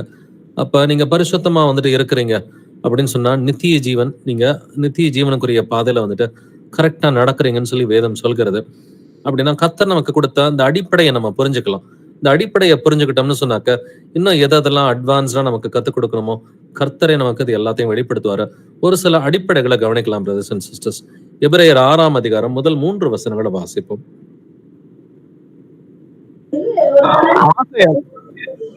ஆகையால் கிறிஸ்துவை பற்றி சொல்லிய மூல உபதேச வசனங்களை நாம் விட்டு செத்த கிரியைகளுக்கு நீங்களாகும் மனம் திரும்புதல், தேவன் பேரில் வைக்கும் விசுவாசம், ஞானஸ்தானம் அடுத்த உபதேசம், கைகளை வைக்குதல், மரித்தோரின் உயிர்த்தெழுதல், நித்திய நியாய தீர்ப்பு என்பவைகளாகிய அஸ்திபாரத்தை மறுபடியும் போடாமல் பூரணராகும்படி கடந்து போவோமாக. தேவனுக்கு சித்தமானால் இப்படியே செய்வோம். ஆமென். ஆமென். கிறிஸ்துவை பற்றி சொல்லிய மூல உபதேச வசனங்கள் எது அப்படின்றத கவனிச்சு பாருங்க. முதலாவது மனம் திரும்புதல், பாவத்திலிருந்து மனம் திரும்புதல். பாவத்தை பாவம்னு அக்செப்ட் பண்ணிக்கணும். இன்னைக்கு அந்த ஒரு எண்ணம் கூட வந்துட்டு ஒரு சிலருக்கு இல்ல. பாவத்தை பாவம்னே ஒத்துக்க மாட்டேன்றாங்க. பட் கர்த்தர் நல்ல நியாயாதிபதியா இருக்கிறார். முதல்ல பாவத்தை பாவம்னு ஒத்துக்கிட்டு மனம் திரும்பணும். 2வது தேவன் பேரில் வைக்கும் விசுவாசம். இதெல்லாம் அடிப்படைகள், அடிப்படையிலும் அடிப்படையா இருக்கிறது. 3வது ஸ்நானங்களுக்கு அடுத்த உபதேசம். இயேசு கிறிஸ்துவின் நாமத்தினால ஞானஸ்நானம் எடுத்து ஆவியில பிறக்கணும். 4வது கைகளை வைக்குதல். வியாதியஸ்தர்கள் மேல கைகளை வைக்கும் பொழுது அவர்கள் சுஸ்தமாவார்கள் என்று எழுதியிருக்கிறது. அடுத்து 5வது மரித்தோரின் உயிர்த்தெழுதல். நம்ம இந்த விசுவாசம் வேணும். ஒரு சபையில இருக்கிற ஒரு சகோதரனை மரித்து விட்டாக்க நமக்கு அந்த விசுவாசம் வேணும். இயேசு கிறிஸ்து வரும்பொழுது நம்ம அவரை பார்ப்போம். ஏன்னா இவர் வந்துட்டு கிறிஸ்துவுக்குள்ளார மரித்திருக்கிறாரு அப்படின்ற அந்த விசுவாசம், அந்த மரித்தோரின் உயிர்த்தெழுதலுக்கான விசுவாசம் வேணும். நித்திய நியாய தீர்ப்பு. இப்ப எப்பொழுதும் நியாய தீர்ப்பு இருக்கிறது. நான் பேசுற ஒவ்வொரு வார்த்தையும் கவனிச்சு பேசணும். இந்த நியாய தீர்ப்பு நாளிலே பேசுகிற ஒவ்வொரு வார்த்தைக்கும் கணக்கு ஒப்புவிக்க வேண்டும்னு சொல்லி கர்த்தர் சொல்லியிருக்கிறார். இந்த 6 விஷயங்கள் தாங்க வந்துட்டு இது மூல உபதேசங்கள். ஃபவுண்டேஷன் சொல்லி இங்கிலீஷ்ல எழுதியிருக்கும். ஸோ ஃபவுண்டேஷன் என்னது? அடித்தளம் இல்லைங்களா? அஸ்திபாரம். ஸோ அஸ்திபாரம், இந்த ஃபவுண்டேஷன் அடித்தளம் கரெக்டா இருந்தாதான் நீங்க மாடி வீடெல்லாம் கட்ட முடியும் இல்லைங்களா? ஃபவுண்டேஷனே ஒழுங்கா போடலைனாக்க முதல் மாடி, 2வது மாடி, 3வது மாடின்னு எழுப்பவே முடியாது. ஸோ ஒரு ஸ்ட்ராங் ஃபவுண்டேஷன் போட்டா அதுக்கு மேல 40 மாடியும் கட்டலாம், 100 மாடியும் கட்டலாம். இன்னைக்கு அப்படிப்பட்ட கட்டடங்களையும் வந்துட்டு நீங்க பாக்குறீங்க பிசிக்கலாவே. 100 மாடி கட்டடங்கள் இருக்குது, 40 மாடி 50 மாடி கட்டடங்களும் இருக்குது. அப்படின்னா எந்த அளவுக்கு ஒரு ஸ்ட்ராங்கான ஒரு ஃபவுண்டேஷன் இருக்கும். அப்போ உங்களுடைய விசுவாசத்துக்கான ஃபவுண்டேஷன் இதுதாங்க. உங்களுடைய கிறிஸ்தவ வாழ்க்கைக்கான ஃபவுண்டேஷன் வந்துட்டு இந்த 6 விஷயங்கள் தான். எல்லா பாவத்துல இருந்து மனம் திரும்பிட்டோமா? முதல்ல பாவத்தை பாவம்னு ஒத்துக்கிறோமா இல்லையா? இது அடிப்படை. பாவத்தை ஒத்துக்கிட்டு மனம் திரும்பணும். 2வது விசுவாசம், தேவன் பேரில் வைக்கும் விசுவாசம். 3வது இயேசு கிறிஸ்துவின் நாமத்தினால ஞானஸ்நானம் எடுத்து ஆவியின் கனில நான் வளர்ந்துகிட்டு இருக்கிறேனா இல்லையா? இது 3வது காரியம். அடுத்த 4வது காரியம், வியாதியஸ்தர்கள் யாரையாவது பார்த்தேனாக்க கையை வச்சு நான் ஜெபிக்கிறேனா அப்படின்றத நம்மை நாமே கேள்வி கேட்டு பார்ப்போம். 5வது காரியம் மரித்தோரின் உயிர்த்தெழுதல். அதற்கான விசுவாசம் நமக்கு இருக்கிறதா? அதை யோசிச்சு பார்க்கலாம். 6வது காரியம் நித்திய நியாயத்திற்குரிய அந்த பயம், தெய்வ பயம் நமக்குள்ளரே இருக்கிறதா அப்படின்றத யோசிச்சு பார்க்கலாம். இது இல்லைன்னு சொன்னாக்க என்ன நடக்கும்? இந்த 6 விஷயங்கள் நமக்குள்ளார இல்லைன்னு சொன்னா என்ன நடக்கும்ன்றதையும் நம்ம வாசித்து பார்க்கலாம். இதே எபிரேயர் 6ஆம் அதிகாரத்துல 4 முதல் 6 வசனங்களை வாசிப்போம். ஏனெனில் ஒரு தரம் பிரகாசிக்கப்பட்டும் பரம ஈவை ருசி பார்த்தும் பரிசுத்த ஆவியை பெற்றும் தேவனுடைய நல் வார்த்தையையும் இனிவரும் உலகத்தின் பலன்களையும் ருசி பார்த்தும் மறுதலித்து போனவர்கள் தேவனுடைய குமாரனை தாங்களே மறுபடியும் சிலுவையில் அறைந்து அவமானப்படுத்துகிறபடியால் மனம் திரும்புவதற்கு ஏதுவாய் அவர்களை மறுபடியும் புதுப்பிக்கிறது கூடாத காரியம். ஆமென். ஏனெனில் ஒரு தரம் பிரகாசிப்பிக்கப்பட்டும் பரம ஈவை ருசி பார்த்தும் பரிசுத்த ஆவியை பெற்றும் தேவனுடைய நல்வார்த்தையும் இனிவரும் உலகத்தின் பலன்களையும் ருசி பார்த்தும் மறுதலித்து போனவர்கள். இந்த மறுதலித்து போனவர்களை வந்துட்டு ஈஸியா ஐடென்டிஃபை பண்றதுக்கு ஒரே ஒரு காரியம் வந்துட்டு நம்பர் 1 காரியம், சபை கூட்டத்துல விட்டுருவாங்க. சபை கூடி வரதுல விட்டுட்டாங்கன்னு சொன்னா அவங்க பின் வாங்கி போயிட்டாங்க. எபிரேயர் 10ல படிச்சோம், பின் வாங்கி போறது அப்படின்ற வார்த்தை எழுதி இருக்குது. இங்க வந்துட்டு மறுதலித்து போறதுன்னு சொல்லி எழுதியிருக்கு. சபை கூடி வரதுல விட்டுட்டாங்கன்னா இந்த 6 அடிப்படையும் அவங்கள்ட்ட இல்லைன்னு அர்த்தம். மனம் திரும்புதலோ இல்ல விசுவாசமோ இல்ல ஞானஸ்நானத்துல இயேசுவின் நாமத்துல ஞானஸ்நானம் பெற்று இருந்தோம், ஆவியின் கனில வளராமலே அநேகர் வந்துட்டு இருப்பாங்க. கைகளை வைக்குதல், வியாதியஸ்தரை பார்த்தா டைரக்டா கை வச்சு ஜெபிக்கணும். ஏன்னா ஒரு முறை 2 முறை 3 முறை நீங்க மற்ற சகோதரர்கள்ட்ட உதவி கேட்கலாம். உங்களுடைய சபையில இருக்கிற மூப்பர்கள்ட்ட யார்ட்டையாவது வந்துட்டு நீங்க ஜெபம் பண்றீங்களான்னு சொல்லி ஒரு தடவை 2 தடவை 3 தடவை கேட்கலாம். பட் அதுக்கு பிறகு வந்துட்டு நாமளே இந்த காரியத்தை வந்துட்டு செய்யணும். வியாதியஸ்தர்களை கண்டா நீங்களே இயேசு கிறிஸ்துவின் நாமத்தினால வந்துட்டு அந்த வியாதியை இயேசுவின் நாமத்தை சொல்லி விரட்ட முடியும். மரித்தோரின் உயிர்த்தெழுதல்ல வந்துட்டு விசுவாசம் வேணும். நித்திய நியாயத்திற்குரிய அந்த தெய்வ பயம் வந்துட்டு வேணும். இந்த 6 காரியங்களை விட்டுட்டாங்கன்னு சொன்னாக்க அவங்கள பார்த்துதான் மறுதலித்து போனவர்கள். இவங்கள ஈஸியா ஐடென்டிஃபை பண்றது எப்படின்னு சொன்னாக்க சபை கூடி வரதுல விட்டுருவாங்க. இப்படி மறுதலித்து போனவர்களை பத்தி வேதம் என்ன சொல்கிறது? தேவனுடைய குமாரனை தாங்களே மறுபடியும் சிலுவையில் அறைந்து அவமானப்படுத்துகிறபடியால் மனம் திரும்புவதற்கு ஏதுவாக அவர்களை மறுபடியும் புதுப்பிக்கிறது கூடாத காரியம். நம்ம இந்த 6 அடிப்படையில இருந்து ஒரு நாளும் பின்வாங்கி போயிடக்கூடாது. ஸோ இது வெளியில வந்துட்டு ஆவியானவர் சபையில போதிக்கிறவங்களுக்கு மூப்பர்களுக்கு காண்பிக்கிற காரியம், சபை கூடுதல்ல எல்லாரும் எந்த அளவுக்கு ஆர்வமா வராங்க அப்படின்றத கவனிக்க சொல்லி தூண்டிக்கிட்டே வந்துட்டு இருப்பார். இவங்க லேட்டா வராங்க, பின்னாடி இவங்க மூலமா ஒரு சில பிரச்சனைகள் சபையில கூட வந்துட்டு வரலாம், இல்லை இவங்க பின் வாங்கி போயிடலான்றதை வந்துட்டு லேட்டா வரதை வச்சே கண்டுபிடிக்க வச்சிருவார். ஸோ சபை கூடுதலுக்கு நம்ம எத்தனை மணிக்கு வரோம், ஆர்வமா வரமா இல்ல கட்டாயத்தின் பேர்ல வந்துட்டு வரமா, மாசம் ஒரு தடவை வரமா இல்ல 2 வாரத்துக்கு ஒருக்க வரமா, இல்ல சபை கூடுதலுக்கு போனாலும் பரவாயில்ல போகாட்டியும் பரவாயில்ல, இல்ல ஒரு சிலர் வந்துட்டு நான் என் வீட்டுல நான் ஜெபிச்சுக்கிறேன், நான் எதுக்கு சபை கூடுதலுக்கு வரணும், இப்படி எல்லாம் கேள்வி கேட்கறாங்களா? ஆவியானவர் தெளிவாவே வந்துட்டு காமிச்சிருவார். பட் நம்ம ஒரு முறை பிரகாசிக்கப்பட்டிருக்கிறோம், சத்தியத்தை தெரிஞ்சிருக்கிறோம், பரிசுத்தாவியை பெற்று இருக்கிறோம் அப்படின்னாக்க நம்ம அதுக்கு பிறகு பின்வாங்கி போக கூடாது. நாம பின்வாங்கி போகிறவர்களாக இல்லாமல் ஆத்மா ஈடேற வந்துட்டு முன்னேறி போகிற பிள்ளைகளா இருக்கணும்னு சொல்லி எபிரேயர் 10ஆம் அதிகாரத்துல வாசித்தோம். அப்படின்னாக்க சபை கூடுவதில் நம்ம விட்டுட்டோம்னு சொன்னா வேதம் என்ன சொல்லுது? தேவனுடைய குமாரனை சிலுவையில அடிக்கிறோம்னு சொல்லி வேதம் சொல்கிறது. அவர்களை மனம் திரும்புவதற்கு எதுவாக புதுப்பிக்கிறது ரொம்ப கஷ்டமான காரியம்னு சொல்லி வேதம் சொல்கிறது. ஸோ அடிப்படையில சபை கூடி வருதல நம்ம விட்டுறாம இருக்கணும். அந்த நம்மளுடைய விசுவாசத்திற்குரிய அந்த 6 அடிப்படையான அஸ்திபாரங்களை வந்துட்டு கிறிஸ்துவை பற்றி சொல்லிய மூல உபதேசங்களை நம்ம தெளிவா பிடிச்சுக்கணும். மனம் திரும்புதல் இது ஒரு கண்டினியூஸ் ப்ராசஸ். இது ஒரு நாள் விஷயமோ 2 நாள் விஷயமோ கிடையாது. இன்னைக்கு கூட கர்த்தர் ஒரு காரியத்துல மனம் திரும்புன்னு சொன்னா மனம் திரும்பித்தான் ஆகணும். நீங்க 5 வருஷமா சத்தியத்துல இருக்கலாம், இல்ல 6 வருஷமா இருக்கலாம், 4 வருஷமா இருக்கலாம், இல்ல போதிக்கிற ஒரு சகோதரனா இருக்கலாம், இல்ல போதிக்கிற சகோதரனுடைய குடும்பத்துல வந்துட்டு நீங்க இருக்கலாம். பட் எப்படி இருந்தாலும் கர்த்தர் வந்துட்டு மனம் திரும்புன்னு சொன்னாக்க மனம் திரும்பித்தான் ஆகணும். இங்க சபையில வந்துட்டு உங்களுக்கு போதிக்கிற சகோதரர்கள் உங்களுக்கு எல்லாருமே தெரியும். பட் ஒரு சில கண்டிதங்களை வந்துட்டு அவங்களுக்குள்ளாரே கொடுத்துக்குவாங்க. இது அநேகருக்கு தெரியாம தான் வந்துட்டு இருக்குது. இப்ப நான் ஒரு தப்பு பண்ணேன்னாக்க என்ன கண்டிக்கிற சகோதரனும் இருக்கிறார். இல்ல இன்னொரு போதிக்கிற சகோதரன் வந்துட்டு வசனத்தின்படி ஒரு காரியத்தை செய்யலனாக்க அவங்கள கண்டிக்கிற மற்ற சகோதரர்களும் இருக்கிறாங்க. போதிக்கிறவங்களும் ஒரு காரியம் தவறுன்னு சொன்னாக்க அதை ஏத்துக்கிட்டு மனம் திரும்பிக்கிட்டு தான் வந்துட்டு இருக்கிறாங்க. இந்த மனம் திரும்புதல் வந்துட்டு இது அடிப்படையான ஒரு காரியமா இருக்கிறது. மனம் திரும்புதல் எப்ப கர்த்தர் மனம் திரும்ப சொன்னாலும் ஒரு சகோதரன் மூலமா ஒரு காரியத்தை மாத்திக்க சொன்னாரு, ஒரு வசனத்தை காண்பித்து இதன்படி நீங்க மாத்திக்கணும்னு சொன்னாக்க உடனே ஒத்துக்கிட்டான், ஆமா அந்த காரியத்தை நான் மாத்திக்கிறேன், கர்த்தருடைய கிருபையோட நான் மாத்திக்கிறேன் அப்படின்னு சொல்லி மனம் திரும்புவதற்கு நம்ம எப்பொழுதுமே ரெடியா இருக்கிற பிள்ளைங்களா இருக்கணும். இதுதான் தேவன் பேரில் வைக்கும் விசுவாசமா இருக்கிறது. நான் இயேசுவை விசுவாசிக்கிறேன்னா மனம் திரும்புறதுக்கு எப்பொழுதுமே ரெடியா இருக்கணும். எனக்குள்ளார வந்துட்டு ஏதாவது ஒரு சின்ன விஷயம் இடரலா காணப்பட்டா கூட நான் கர்த்தர் நிமித்தம் சபை நிமித்தம் நான் மாத்திக்கிற ஒரு மகளா வந்துட்டு இருக்கணும்னு தான் கர்த்தருடைய சித்தமா இருக்கிறது. பட் இல்ல எனக்கு விடுதலை இருக்குது, நான் என் இஷ்டத்துக்கு நடப்பேன்னா அதுக்கும் கர்த்தர் வசனம் சொல்கிறார். கலாத்தியர் 5ஆம் அதிகாரம் 13ஆம் வசனம் வாசிக்கலாம். Galatians 5:13. சகோதரர், நீங்கள் சுயாதீனத்திற்கு அழைக்கப்பட்டீர்கள். இந்த சுயாதீனத்தை நீங்கள் மாம்சத்திற்கு ஏதுவாக அனுசரியாமல் அன்பினாலே ஒருவருக்கொருவர் ஊழியம் செய்யுங்கள். ஆமென். சுயாதீனத்தை விடுதலைய கர்த்தர் எல்லாருக்குமே கொடுத்திருக்கிறாருங்க, அதுல டவுட்டே இல்லை.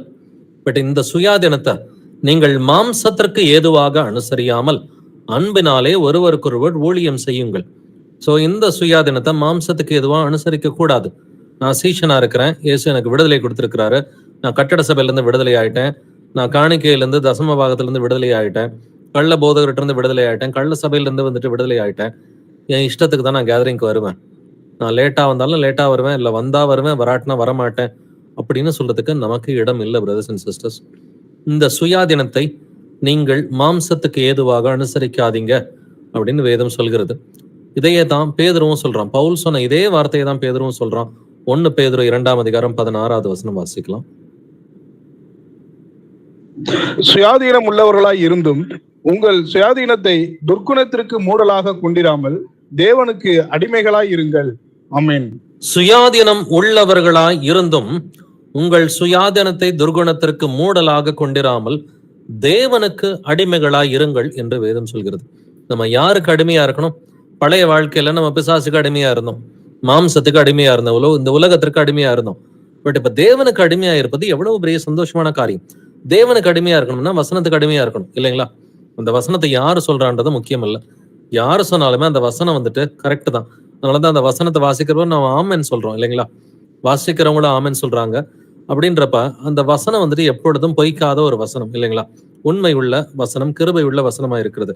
அப்ப அந்த வசனத்துக்கு ஆமென் சொல்லித்தான் ஆகணும். அப்பதான் நம்ம தேவனுக்கு அடிமைகளா இருக்கிறோம்.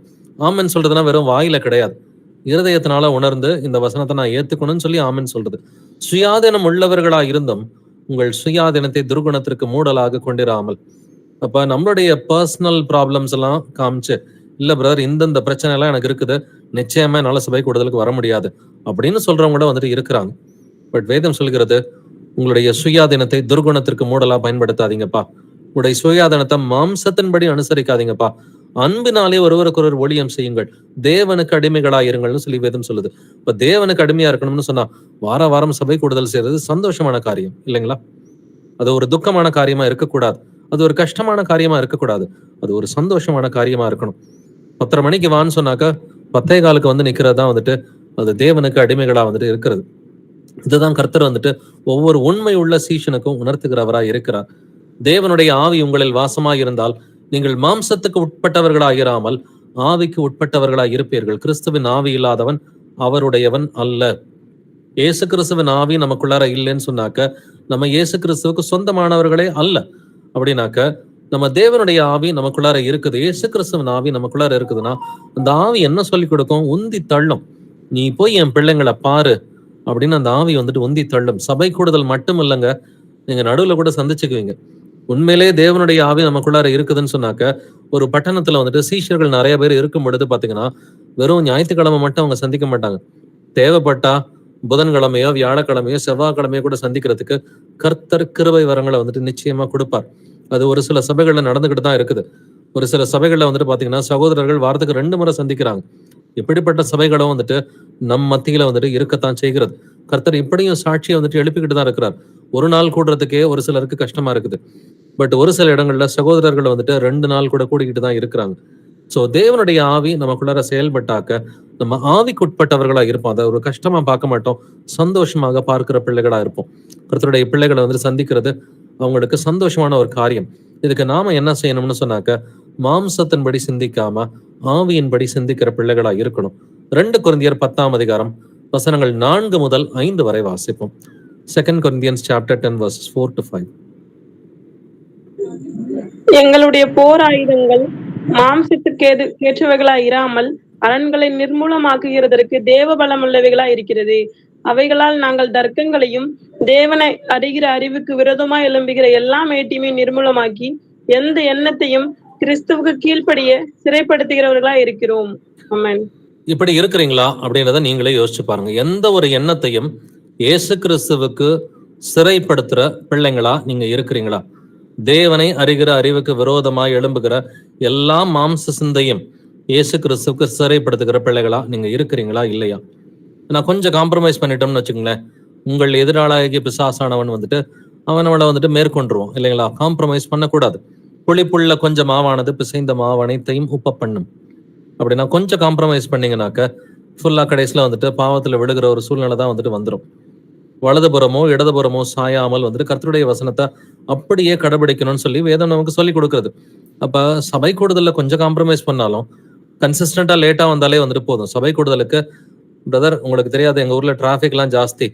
நாங்களும் பெங்களூர்ல சபை கூடுதல் செய்த நபர்கள் தான். பெங்களூர்ல சபை கூடுதல் செய்யும் பொழுது சென்னையை காட்டிலும் பெங்களூர்ல டிராபிக் அதிகம் தான். பட் டிராபிக் எதுவும் அதெல்லாம் முக்கியம் இல்லை, அதுக்கேற்ற மாதிரி நம்ம சீக்கிரம் கிளம்பிக்கணும். ஏன்னா வெளியூர்ல இருந்து சபை கூடுதலுக்கு கரெக்டா வர சகோதர சகோதரிகள் இருக்கிறாங்க. 1.5 மணி நேரம் டிராவல் பண்ணி ஃபர்ஸ்ட் சபைக்குள்ளார என்ட்ரு ஆகிற சகோதர சகோதரர்கள் நம்ம மத்தியில இருக்கிறாங்க, பிரதர்ஸ் அண்ட் சிஸ்டர்ஸ். அவங்கள பார்க்கும் பொழுது வந்துட்டு பாத்தீங்கன்னாக்கா ரொம்ப சந்தோஷமா இருக்கும். 1.5 மணி நேரம் டிராவல் பண்ணிட்டு முதல் ஆளா சபை கூடுதல் வந்துட்டு என்ட்ரு ஆகிற சகோதர சகோதரிகள் நம்ம மத்தியில இருக்கத்தான் செய்யறாங்க. அதனால இதெல்லாம் நம்ம எக்ஸாம்பிள்ஸா வந்துட்டு எடுத்துக்கணும்.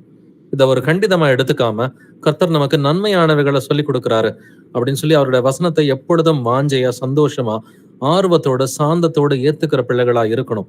அப்பொழுதுதான் கர்த்தர் நமக்கு கிருபை வரங்களை வந்துட்டு தொடர்ந்து கொடுக்கிறார். கிருபை இனிமேல் கிருபை பெற்றோம் என்று வேதம் சொல்கிறது. ஆவியில் எளிமை உள்ளவர்கள் பாக்கியவான்கள், பரலோக ராஜ்யம் அவர்களுடையது. ஆவியில் எளிமை, வசனத்தை ஏத்துக்கிற அந்த தாழ்மை நமக்கு வேண்டும். ஆனாலும் சிறுமைப்பட்ட ஆவியில் நொறுங்குண்டு என் வசனத்திற்கு நடுங்குகிறவனையை நோக்கி பார்ப்பேன் கர்த்தர் சொல்றார். அப்ப நம்ம சிறுமைப்பட்ட ஆவியில் நொறுங்குண்டு, ஏசப்பா நீங்க சொல்லுங்க ஆண்டவரே, நான் கேட்கிறேன், உடைய வசனம் என்ன சொல்லுதோ நான் அப்படியே செய்யறேன் ஆண்டவரே. பேசுகிற சகோதரனை பார்க்க வேண்டாம், வசனம் என்ன சொல்லுது, அந்த வசனம் வந்துட்டு என்ன சொல்லுதோ அதை அப்படியே வந்துட்டு 100% வந்துட்டு இம்ப்ளிமெண்ட் பண்ணணும். அதுக்கு வந்துட்டு முடியலையா, கர்த்தர்ட்ட பலனை கேளுங்க. என்னை பலப்படுத்துகிற கிறிஸ்துவனாலே எல்லாவற்றையும் செய்ய எனக்கு பலன் உண்டு. உங்களுக்குள்ளார இயேசு கிறிஸ்துவன் ஆவி இருந்துச்சுனாக்க செய்ய முடியாத கஷ்டமான காரியத்தை அவர் உங்களை செய்ய வைப்பார். தேவன் பெருமை உள்ளவர்களுக்கு எதிர்த்து நிற்கிறார், தாழ்மை உள்ளவர்களுக்கு கிருபை அளிக்கிறார். பெருமை உள்ளவர்கள் யாரு? வசனத்தை ஏத்துக்க மாட்டேன்னு சொல்றவங்க பெருமை உள்ளவர்கள். வசனத்தை அப்படியே ஏத்துக்கிட்டு செயல்படுத்துறதுக்கு கஷ்டமா இருக்குன்னா அவர்கிட்ட கேளுங்க, அவர் உங்களுக்கு பலனை கொடுப்பார். சோ அப்படிப்பட்டவர்களுக்கு கர்த்தர் அதிக கிருபை அளிக்கிறார்னு சொல்லி வேதம் சொல்லுது. இருதயத்தில் சுத்தம் உள்ளவர்கள் வாக்கியவான்கள், அவர்கள் தேவனை தரிசிப்பார்கள். கர்த்தருடைய வருகை சமீபமா இருக்கிறது.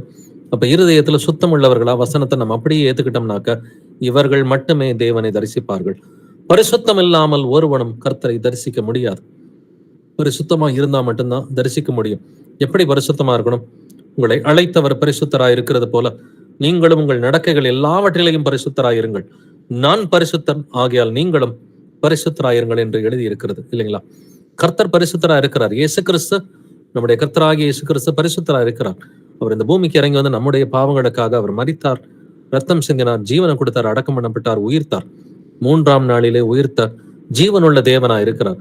இப்ப அவர் பரிசுத்தரா இருக்கிறது போல நாமும் எப்படி பரிசுத்தமா இருக்கணும்? உங்கள் நடக்கைகள் எல்லாவற்றிலேயும் பரிசுத்தராயிருங்கள் என்று வேதம் சொல்கிறது. இந்த பரிசுத்தம் உங்களுக்கு எப்படி கிடைக்கும்? பரிசுத்தமாகுதலை தேவ பயத்தோட பூரணப்படுத்த கடவும் என்று வேதம் சொல்கிறது. அப்ப இந்த பரிசுத்தமாகிற ஒரு விஷயத்துல நீங்க மட்டும் தனியா பரிசுத்தமாக முடியாது. சபையோடு சேர்ந்துதான் பரிசுத்தமா வந்துட்டு வளரணும். எபேசியர் 5ஆம் அதிகாரம் படிச்சு பாருங்க. சபை முழுவதுமா கரை திரை முதலானவைகள் ஒன்றும் இல்லாம மகிமை உள்ள ஒரு சபையாக, பிழையற்ற ஒரு சபையாக வந்துட்டு வெண் வஸ்திரம் தரித்த வந்துட்டு ஒரு சபையா வந்துட்டு இருக்கணும். மணவாட்டி தன்னை ஆயத்தப்படுத்தி கொண்டாள் என்று வேதம் சொல்கிறது. வெளிப்படுத்தின விசேஷம் 19ஆம் அதிகாரத்துல இயேசு கிறிஸ்துவின் வருகைக்கு முன்னாடி மணவாட்டி தன்னை ஆயத்தப்படுத்தி கொண்டாள். மணவாட்டிக்கு வந்துட்டு வெண் வஸ்திரம் கொடுக்கப்பட்டது என்று வேதம் சொல்கிறது. அப்ப சபையாக சேர்ந்துதான் நம்ம பரிசுத்தம் அடையிறோம். சபையோட ஒட்டி இல்லாம நான் தனியா இருந்து பரிசுத்தம் ஆயிருவேன்னு சொல்லி யாராலும் சொல்ல முடியாது. சபை கூடி வருதலை சிலர் வெட்டு விடுகிறது போல நாமும் வெட்டு விடாமல் வந்துட்டு ஒருவருக்கொருவர் நம்ம புத்தி சொல்றதுக்கு கடமைப்பட்டவர்களா இருக்கிறோம்.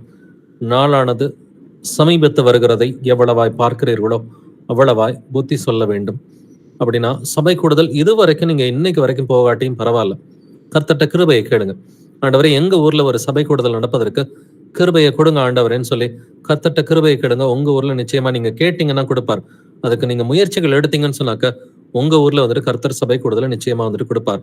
பட் அது வரைக்கும் உங்க ஊர்ல சபை கூடுதல்னா வெளியூர் சபைகளுக்கு மாசம் ஒரு முறையோ கூடுமானால் 2 வாரத்துக்கு ஒரு முறை வந்துட்டு சபை கூடுதல் வந்துட்டு செய்யுங்க. கர்த்தருக்கு இது மிகவும் பிரியமானது. முயற்சிகள் எடுத்தீங்கன்னா கர்த்தர் உங்க ஊர்லயே என் பிள்ளை வந்துட்டு இவ்வளவு கஷ்டப்பட்டு ஓடுது, என் பிள்ளை இவ்வளவு செலவு பண்ணிட்டு இவ்வளவு நேரத்தை செலவு பண்ணிட்டு பணத்தை செலவு பண்ணிட்டு என் பிள்ளைங்க வந்துட்டு ஓடுறாங்க, அதனால அவங்க ஊர்லயே ஒரு சபை கூடுதல் கொடுக்குறேன்னு சொல்லி கர்த்தர் வந்துட்டு கிருபையை கொடுப்பார். பட் உங்க ஊர்ல சபை கூடுதல் வந்துருச்சுன்னா அதை ஆர்வத்தோட வந்துட்டு அட்டன் பண்ணணும். கட்டாயத்துக்காக இல்லாமல் மனப்பூர்வம் அந்த சபை கூடுதல் வந்து அட்டன் பண்ணுது. ஸோ கரெக்ட் டைமுக்கு போறது, சந்தோஷமா எல்லாத்தையும் பார்த்து பிரைஸ் லாட் சொல்றது, நம்ம வந்துட்டு அவங்களோட வந்துட்டு நம்ம பேசுவது, ஒருவருக்கு ஒரு பக்தி விருத்தி உண்டாகுமாறு கிருபை உள்ள வார்த்தைகளை வந்துட்டு பேசுவது, ஒரு பிரச்சனையை வந்துட்டு கேள்விப்பட்டோம்னா அவங்களுக்காக பாரப்பட்டு ஜெபிப்பது. சபை கூடுதல்ல மட்டும் இல்ல, வீட்டுல வந்துட்டு பிரைவேட் ப்ரேயர் பண்றப்பையும் அவங்களுக்காக பாரப்பட்ட ஆண்டவரை நான் கேள்விப்பட்டேன், போன வாரம் சபை கூடுதலுக்கு போனப்ப இந்த சகோதரிக்கு, இந்த சகோதரனுக்கு, இந்த குடும்பத்துக்கு இந்த பிரச்சனைகள்லாம் இருக்குது, நீங்க கிருபையை கொடுங்கப்பா, அவங்களுக்கு விடுதலையை கொடுங்க ஆண்டவரே, அவங்களுக்கு ஆசீர்வாதத்தை கொடுங்கப்பான்னு சொல்லி தனிப்பட்ட ஜெபங்களையும் வந்துட்டு சபையில இருக்கிற சகோதர சகோதரிகளுக்காக ஜெபிப்பது இது மிகவும் நல்லது. ஏன்னா இதுதான் குடும்பம்னு சொல்லி எழுதியிருக்குது. சபை தான் வந்துட்டு குடும்பம். ஏன்னா இது வந்துட்டு ஒரே சரீரமா இருக்கிறது. ஒரே சரீரம் ஒருமனப்பட்டு தான் எல்லா காரியத்திலும் இருக்க வேண்டும். நம்ம இதையுமே ஆதி சபைகள்ட்ட இருந்து கத்துக்கலாம் பிரதர்ஸ் அண்ட் சிஸ்டர்ஸ். எவ்வளவோ காரியங்களை நம்ம அப்போஸ்தலர் நடவடிக்கைகள் படிச்சு, இல்ல வந்துட்டு ஆரம்பத்துல ஆதி சபைகளை பத்தி எழுதப்பட்ட அந்த லெட்டர்ஸ்ல, நிருபங்கள்ல படிச்சு நம்ம கத்துக்கிட்டு இருக்கிறோம். நிறைய நம்மளை நாமளே வந்துட்டு வசனத்தின்படி மாத்திக்கிட்டு இருக்கிறோம். இந்த சபை கூடுதல் காரியத்தையும் நம்மளை நாமளே வசனங்களை படித்து நம்ம மாற்றிக்கொள்வோம். நான் அப்போஸ்தலன் பவுல் சென்ற எல்லா இடங்களிலும் சபை கூடுதல் செய்தான் அப்படின்றத வாசிக்கிறோம். 1 வருஷம் எழுதியிருக்கும், இன்னொரு இடத்துல 1.5 வருஷம் எழுதியிருக்கும், இன்னொரு இடத்துல 2 வருஷம் எழுதியிருக்கும். இப்படி எல்லா சபைகளையும், குறிப்பா எபேசு சபை, அந்தியோக்கியா சபை, அதே போல கொரிந்து சபை, இதுலலாம் பாத்தீங்கன்னா 1 வருஷம், 2 வருஷம், 1.5 வருஷம் இப்படி சபை கூடுதல் செய்தான்னு சொல்லி எழுதியிருக்குது. அப்படி இருக்கிறப்ப அப்போஸ்தலர்கள் கர்த்தருக்காக உயிரை கொடுத்தவங்க, இவங்க சபை கூடுதல் வந்துட்டு அவ்வளவு திட்டமும் தெளிவுமா ஒழுங்கும் கிரமமா வந்துட்டு செய்தார்கள். நாமும் அப்படி செய்வதற்கு கடமைப்பட்டவர்களா இருக்கிறோம். இது எதுக்காக? நாமளும் பரிசுத்தமாகி நம்மளை பார்க்குற மற்றவங்களும் ஓகே இவங்க செய்யறது போல நாமளும் செய்யணும்னு சொல்லி உங்களை பார்த்து 4 பேர் சபை கூடுதலுக்கு வந்துட்டு வருவாங்க. நீங்க கரெக்ட் டைமுக்கு வரதை பார்த்துட்டு அவங்களும் கரெக்ட் டைமுக்கு வரணும்னு சொல்லி பிரியப்படுவாங்க. இப்படி ஒருவருக்கு ஒருவர் பக்தி விருத்தி உண்டாக்குற மாதிரி கர்த்தர் கிருபையை கொடுப்பார். ஸோ கர்த்தர் வரும் பொழுது சபையாக நம்ம எப்படி இருப்போம்? கரை திரை முதலானவைகள் ஒன்றும் இல்லாம மகிமை உள்ள ஒரு சபையாக, பிழையற்றவர்களாக, அவருக்கு முன்பாக நாம் நிற்பதற்கு பாத்திரம் உள்ளவர்களா நம்ம இருக்கணும். வெண் வஸ்திரம் தரித்தவர்களாக வந்துட்டு பரிசுத்தம் உள்ள பிள்ளைகளாக கர்த்தரை தரிசிக்கிறதுக்கு நாம் சபையாக ஆயத்தமாவோம். Praise Lord brothers and sisters.